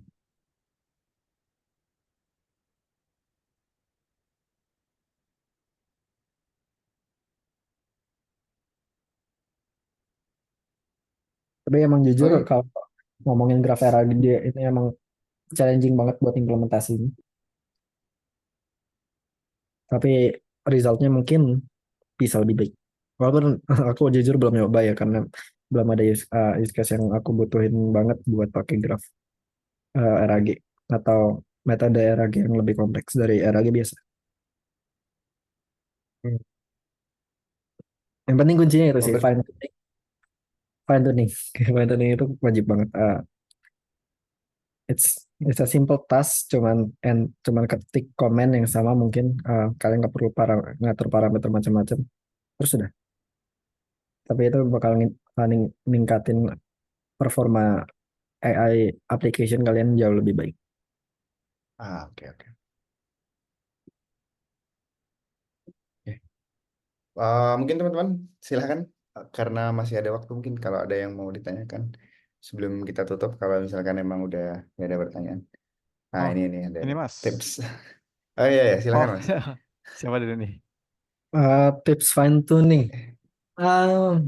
Aku bisa share langsung fine tuning atau nanti tips fine tuning ya, there's no much tips ya, kalian bisa lihat banyak. Oke, satu tips aja deh. Kalian bisa lihat beberapa banyak banyak orang tuh yang bikin misalkan Zephyr dari Hugging Face, atau mereka siapa yang namanya, aku lupa lagi nama jenis modelnya. Jadi orang-orang yang nge-fine tune model mereka terus di open source, mereka mostly nge-share namanya recipe. Jadi ketika recipe, dan ketika kalian mau fine tune, kalian tinggal cari aja. Misalkan kalian mau fine tune kayak Zapier, ya udah kalian tinggal cari aja di Google Zapier LLM uh, recipe. Terus udah nanti kalian bakal dapat semua parameter yang dipakai buat ngetrain modelnya. Dari itu kalian bisa pakai aja. Itu itu satu tips yang dari aku. Sisanya nanti kalian coba aja kali ya di Kolosal, kalau Kolosal ini uh, udah disebar repositorinya secara publik.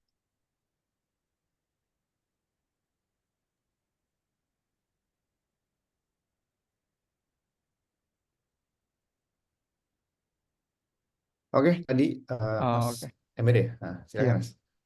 Ini Mas, kalau misalnya untuk nge-benchmark gitu, ini lebih ke inference sih.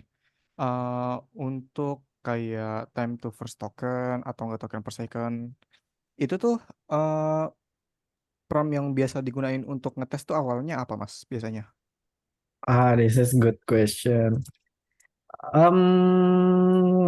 Kalau kita ngomongin kayak time to first token ya, sebenarnya kita ngetes inference tuh, ngetes engine inference itu kita nggak pakai apa sih, prompt biasa. Kita lebih pakai tuh kayak prompt yang ngelanjutin. Jadi kayak kalau kalian tahu metode perplexity buat apa namanya, bukan metode, apa namanya, metric perplexity untuk mengukur seberapa akurat model LLM gitu, walaupun itu metode lama dan nggak akurat. Kita kurang lebih metodenya sama, jadi kita nggak pakai instruct model. Kita tinggal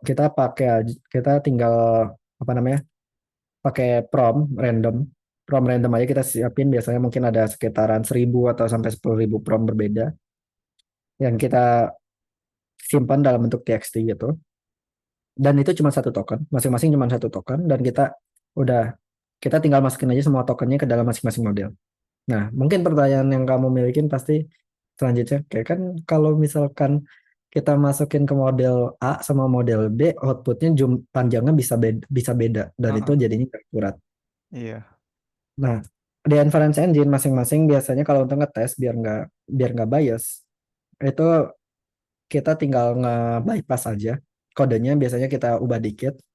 Kita biar nge-bypass untuk loopnya nggak berhenti pas dia ketemu EOS token. Kan biasanya kita ketemu, kan engine tuh sebenarnya simpel gini.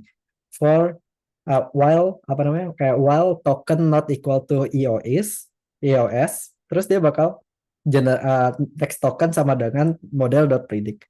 Terus dia bakal ngulang-ulang terus sampai berhenti kan. Udah tinggal hilangin aja, tinggal hilangin token sama dengan while token sama dengan EOS-nya, kita ganti jadi apa namanya, while length lebih kecil dari misalkan 512 atau 1.000, dan masing-masing itu kita ukur berbeda. Jadi untuk small input small output itu latensinya kita ukur beda. Long input small output kita latensinya beda. Small input long output kita latensinya beda, dan long input long output itu kita ukurnya juga beda. Jadi itu benar-benar kepisah juga semuanya. Jadi kita ada promnya yang tadi, yang misalnya inputnya pendek, kayak gimana, kalau pendek outputnya panjang gimana, dan itu semua kita tinggal atur aja di engine-nya, itu kita tinggal ya ilangin di bagian situnya aja. Gimana kita mau atur modelnya, outputnya kayak gimana. Oh, berarti Itu bisa kita atur dibedain sendiri. ya? Yes. Oh, Jadi ya, tinggal dihilangin aja kayak if token sama dengan EOS return kita hilangin selesai. Nggak, dia bakal jalan terus sampai maksimum token. Jadi bakal kita set aja maksimum tokennya dan itunya kita hilangin, otomatis semua engine, semua model bakal outputnya panjangnya sama. Itu ya max token gitu. oh, oke, I see. Soalnya ini Mas, aku ketemu salah satu channel YouTube lab. Dia Hmm. itu lebih lebih ke lab LLM gitu. Jadi dia untuk ngetes berbagai macam NVIDIA GPU, tapi tertargetnya itu untuk VLGGF. Makanya jadi penasaran nih nanya sekarang. Ya, kalau mau ngetes itu ya kalian kamu perlu bikin custom script atau apa namanya, atau either itu atau kamu ubah sendiri dalam kode kode dalam engine yang kamu pengen tes, atau biasanya beberapa engine juga udah ada parameternya sih, parameter buat kayak udah nggak usah berhenti after EOS, atau kalian atau di model config-nya, end of tokens-nya, end of EOS tokennya kalian tinggal apa namanya, tinggal ilangin aja udah. Jadi dia nggak di model config-nya nggak ada iOS, dianya nggak bakal berhenti sampai iOS, nggak ada iOS soalnya. Itu dia bakal terus-terusan sampai maksimum token nge-generate. Oh, oke, thank you Mas tipsnya Mas. Kecuali di hardcode ya, kecuali di hardcode. Kalau Oh, oke, oke. beberapa engine tuh nge-hardcode tokenizer mereka. Jadi itu kamu harus ubah sendiri dalam. Oh, oke, siap-siap.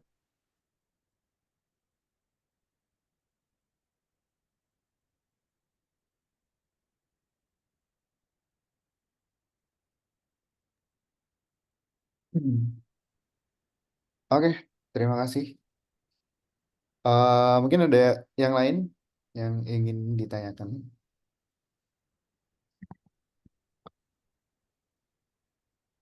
Oh ya, mungkin aku mau promote sedikit. Tadi dia ada titipan dari Mas Angga ya. Mungkin teman-teman bisa subscribe ya ke YouTube channel Indonesia AI nanti, karena nanti juga record untuk pertemuan ini bakal diupload di uh, up juga ke sana ya. Jadi teman-teman bisa subscribe dulu. Jadi nanti kalau sudah diupload bisa ditonton ulang. Dan ya, mungkin teman-teman kalau misalkan ada saran kita mau bahas apa lagi di pertemuan-pertemuan selanjutnya, silahkan. Mungkin bisa disampaikan, mungkin bisa lewat Discord atau mungkin personal chat ke saya di lewat Discord, atau bisa disampaikan di sini, silahkan. Jadi kita biar ada topik lah, karena kadang kita ini ya, kalau misalkan nggak nanya atau nggak survei dulu tuh takutnya kita asik sendiri. No, kita kayaknya menurut kita menarik, tapi menurut teman-teman kurang kan, jadi kurang pas juga gitu. Oke, jadi mungkin teman-teman bisa bantu ngasih saran ya. Oke, mungkin sambil ditunggu teman-teman kalau misalkan kepikiran mau nanya-nanya lagi sebelum kita tutup ya.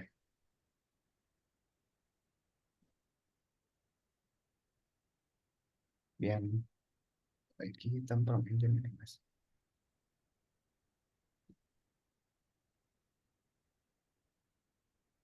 Eh, ini gimana maksudnya, Mas? Oh, yang lagi hits. Ya, iya Mas, ya, ya, ya, ya betul, ya hits juga karena ini ya perkembangan LLM juga lagi kencang-kencangnya, jadi lumayan akhirnya ikut ke bawah juga. Ya, menarik sih prompt engineering sebenarnya untuk casual user ya, kan nggak semua teman-teman mungkin ini ya Mas.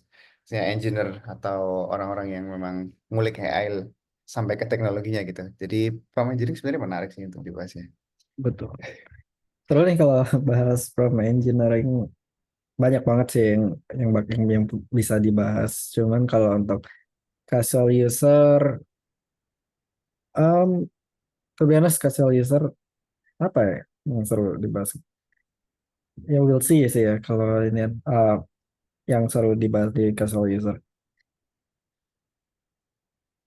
Iya, kadang kalau mau ngasih contoh juga agak bingung ya kita Mas. Iya, Sebenarnya lebih ke pertanyaan harian sih biasanya kalau kadang casual user ya. Kadang aku sendiri pun kaca GPT for O atau for kayak O1 atau Claude, aku nanyanya ya udah straight up aja, kayak nggak usah mikirin apa gimana gimana, ya udah jawabannya bagus. Nggak, kalau nggak bagus ya udah ngoding sendiri akhirnya, ya udah. Iya bener sih. Itu pernah waktu itu lagi iseng aja waktu itu kan. Jadi ada yang ngerjain soal competitive programming gitu kan. eh saya udah nemuin apa algoritmnya gitu. Cuma saya pengen ngetes gitu. Kalau nyuruh ChatGPT itu bisa langsung solve nggak gitu. Saya coba bikin by step gitu. Jadi per step gitu saya udah bikin, saya udah kasih. Menurut saya udah jelas banget. Bahkan saya kasih contoh cara kerjanya gimana gitu kan, sekompleks itu. Ternyata waktu itu masih nggak bisa juga. Waktu itu sih masih yang pakai yang 4O biasa ya, jadi masih jelek banget, nggak tahu kenapa. Sampai saya kesel sendiri udah tak jelasin, ini salah loh, ini harus diginiin. Ketika diulang memang sucks banget. Emang kadang aneh. Jadi sekedar tips juga kali ya. Nah, Prompt engineering yang aku temuin. Jujur ini dari paper. Jadi ini ada apa sih, ada pembuktian dari performanya. Cuman aku lupa judul papernya apa. hmm, Jadi kalau kalian nggak prompt engineering, kalian mungkin sering pakai titik dua, kalian sering pakai titik, terus kalian pakai enter atau hmm, yang lain-lain. Misalkan kayak ini contohnya titik dua enter, atau ini begini gini gini titik enter, ini apa apa apa. Untuk manusia kita bisa ngeliat kayak oh ini bagus banget, jadi lebih gampang dia mengerti dan lain-lain. Tapi buat buat AI, eh, aku nggak tahu ya untuk ChatGPT atau gimana, aku lupa dia ngetesnya ke model apa.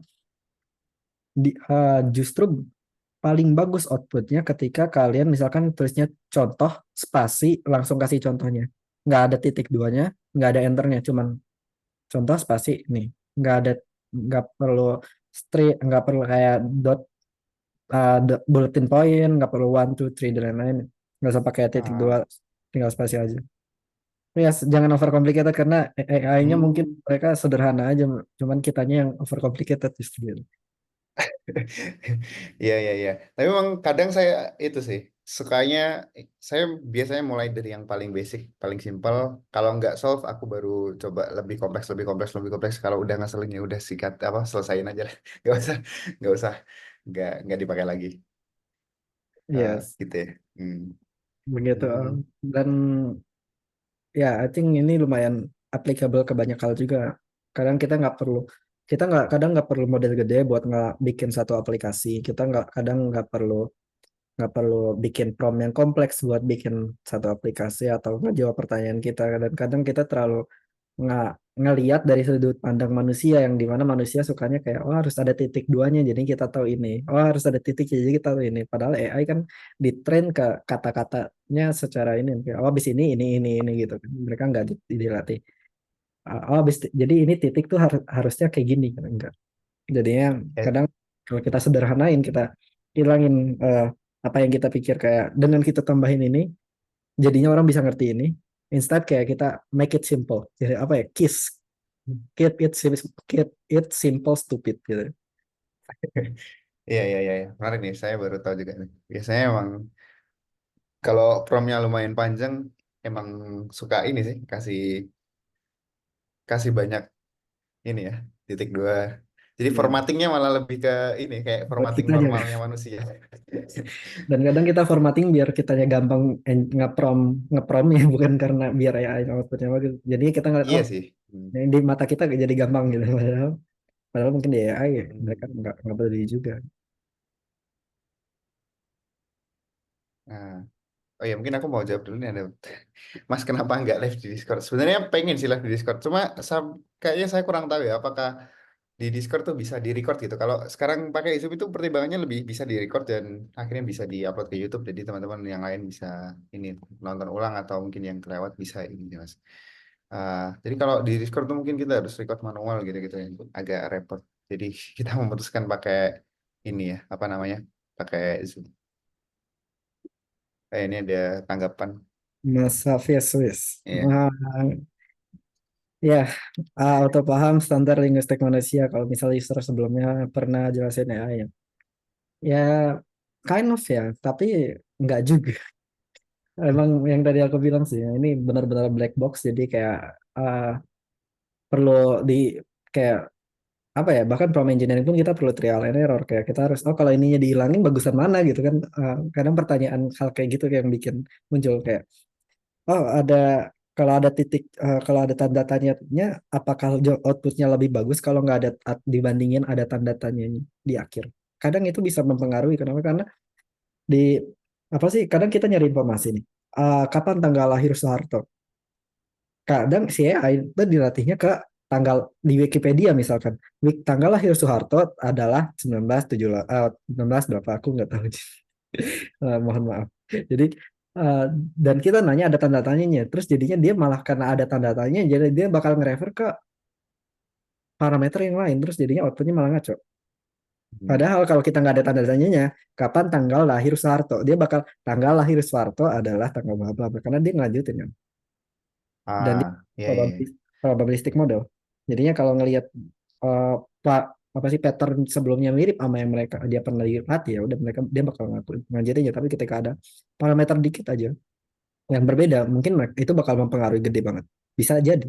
Makanya itu sebenarnya salah satu ya itu juga salah satu yang diatur ketika orang bikin arsitektur model. Mereka kayak gimana biar kalau ada satu pattern yang berubah dikit, dia pengennya uh, apa sih, semua parameter yang ada di model arsitektur yang nggak terlalu berpengaruh, semua value di neuronnya nggak terlalu berubah, atau bahkan atau malah pengennya semua value di neural neutronnya itu uh, karena ada satu titik berbeda ya, jadinya berubah.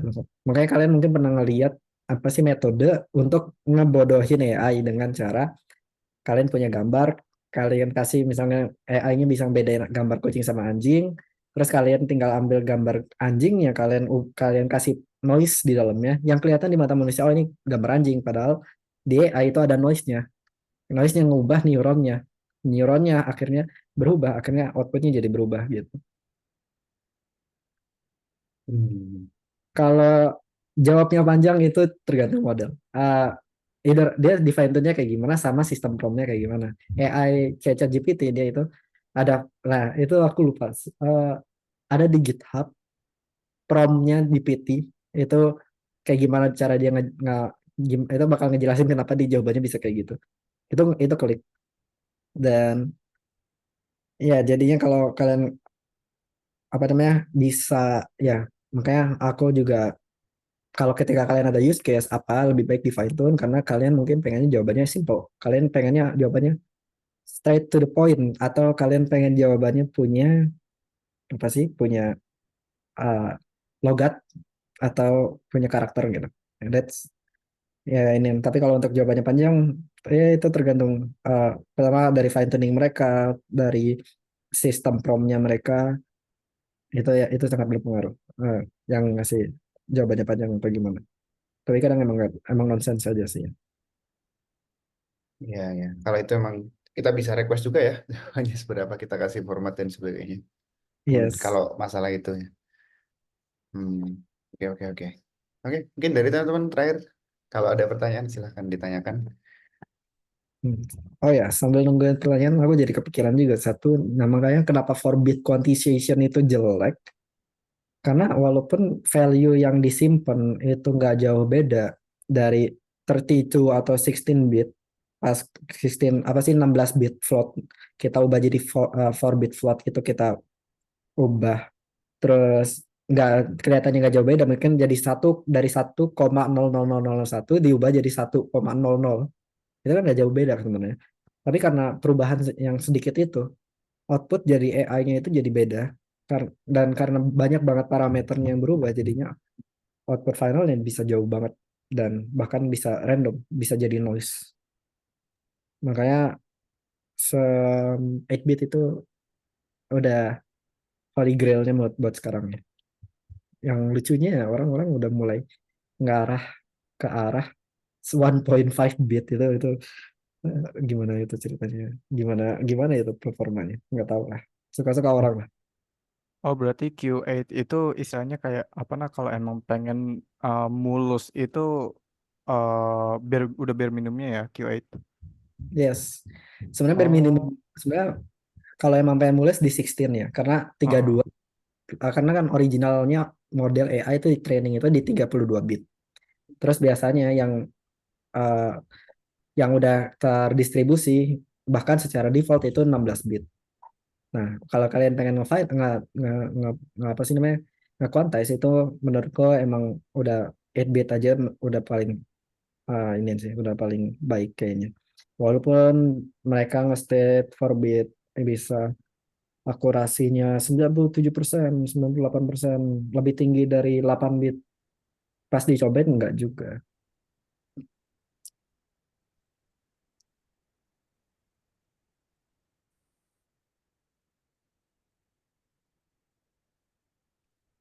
Oh iya, kalau kalau SAL itu nanti kan kita bakal ada fitur RAG-nya secara default.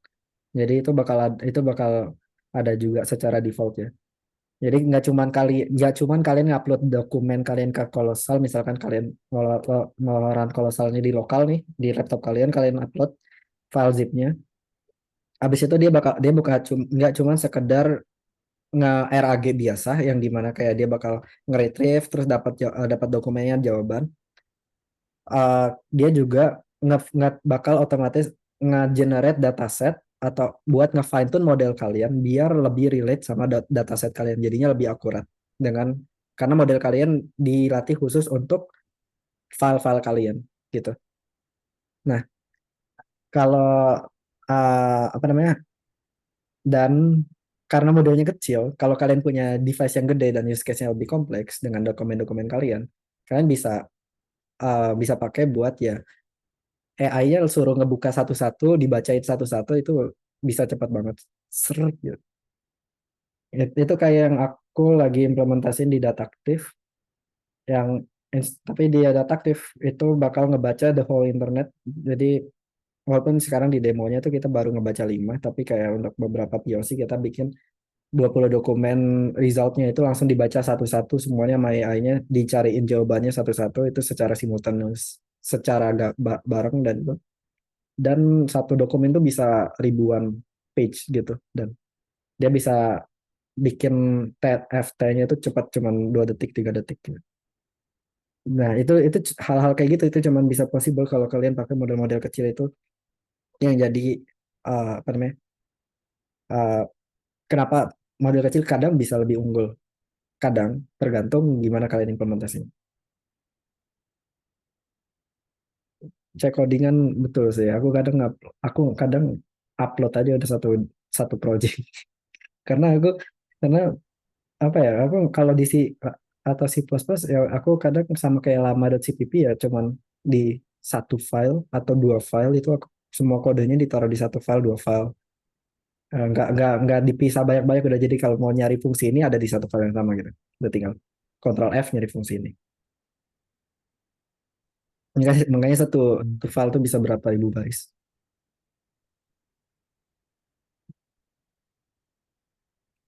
Yes, betul. Semakin spesifik semakin bagus. Jadi kalau spesifik untuk data kamu, spesifik untuk codingan kamu, itu jauh lebih baik. Jadi kayak kalau kamu mau pakai model besar bisa di fine tune ke data kamu lebih spesifik, atau kamu pakai model kecil bisa di fine tune ke data kamu lebih spesifik dan hasilnya bakal jauh lebih akurat. Karena si AI jadinya relate dengan apa yang kamu punya gitu. Oh iya Mas, dikit lagi. Yes, Aku mau nanya, FP16 sama FP32 itu jauh banget nggak perbedaan pas lagi inference-nya? nggak Maksudnya ada bedanya internet sih. speed. Kalau FP32 ke FP16 itu nggak ada bedanya. Oh, serius? Yes. Oh, kalau in term of Hmm, speed jauh. speed. Lumayan jauh. Cuman kalau in term of akurasi itu hampir nggak ada bedanya. Outputnya Oh, bisa sama oke. persis, bisa dibilang sama persis kalau output. Kalau dari FP16 ke FP8 itu bisa dibilang FP8 itu 2 kali lipat lebih cepat. Tapi yang lucu, aku tes di VLLM. VLLM itu kan ada FP8-nya juga ya.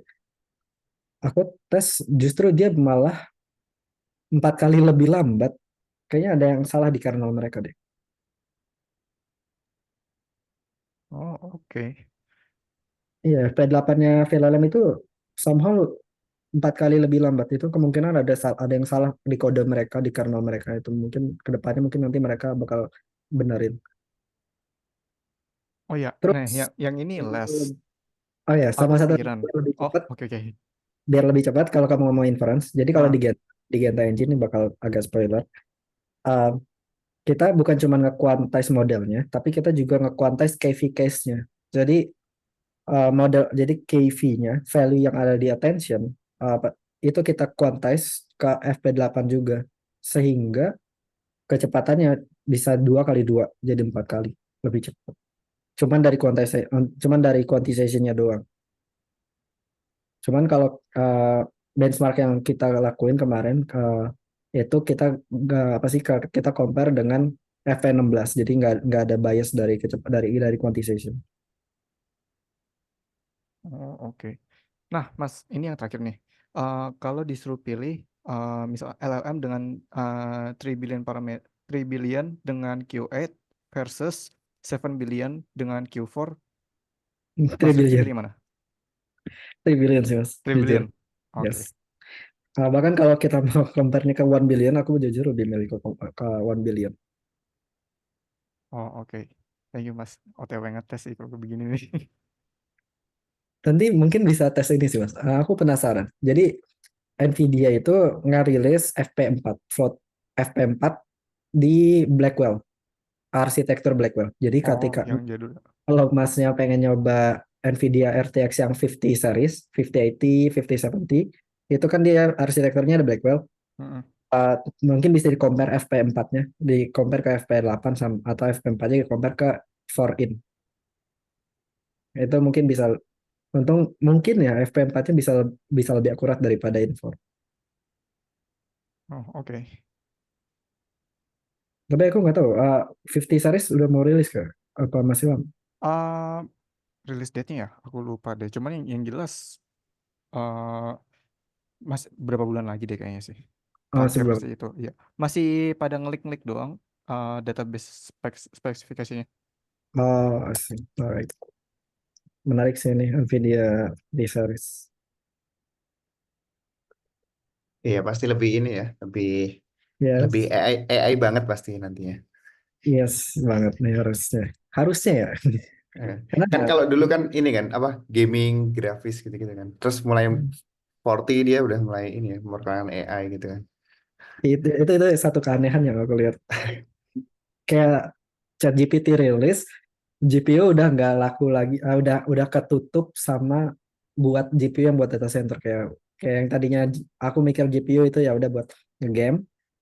Aku mikir kayak GPU sekarang lebih ke buat AI lebih rame kayaknya. Walaupun tetap buat gamenya tetap ini.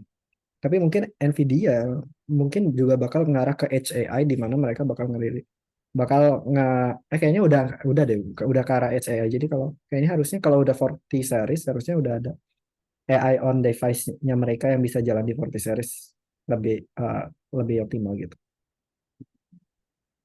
Masih pada 50-50 sih, Mas. Yang kubu yang satu masih gelutin cuman mentingin AI dan B-word-nya, yang satu lagi mentingin data centernya. Ya udah, gelut deh ke mereka. Download lah mereka. Ya kan AI sekarang ada 2 kubu kan ya. Open yang kubu open Iya. source-nya sama kubu kubu proprietary-nya tuh.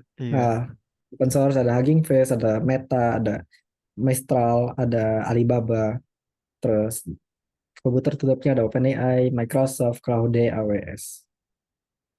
We'll see sih ya. Menurutku data center bakal tetap dipakai dan dibutuhin untuk ngetrainnya doang. Tapi kalau untuk ngejalanin I believe it should be on everyone's device instead of apa sih di satu satu satu satu lokasi doang. Oke, menarik. Kita tunggu aja ya. Nanti mungkin kita obrolin lah.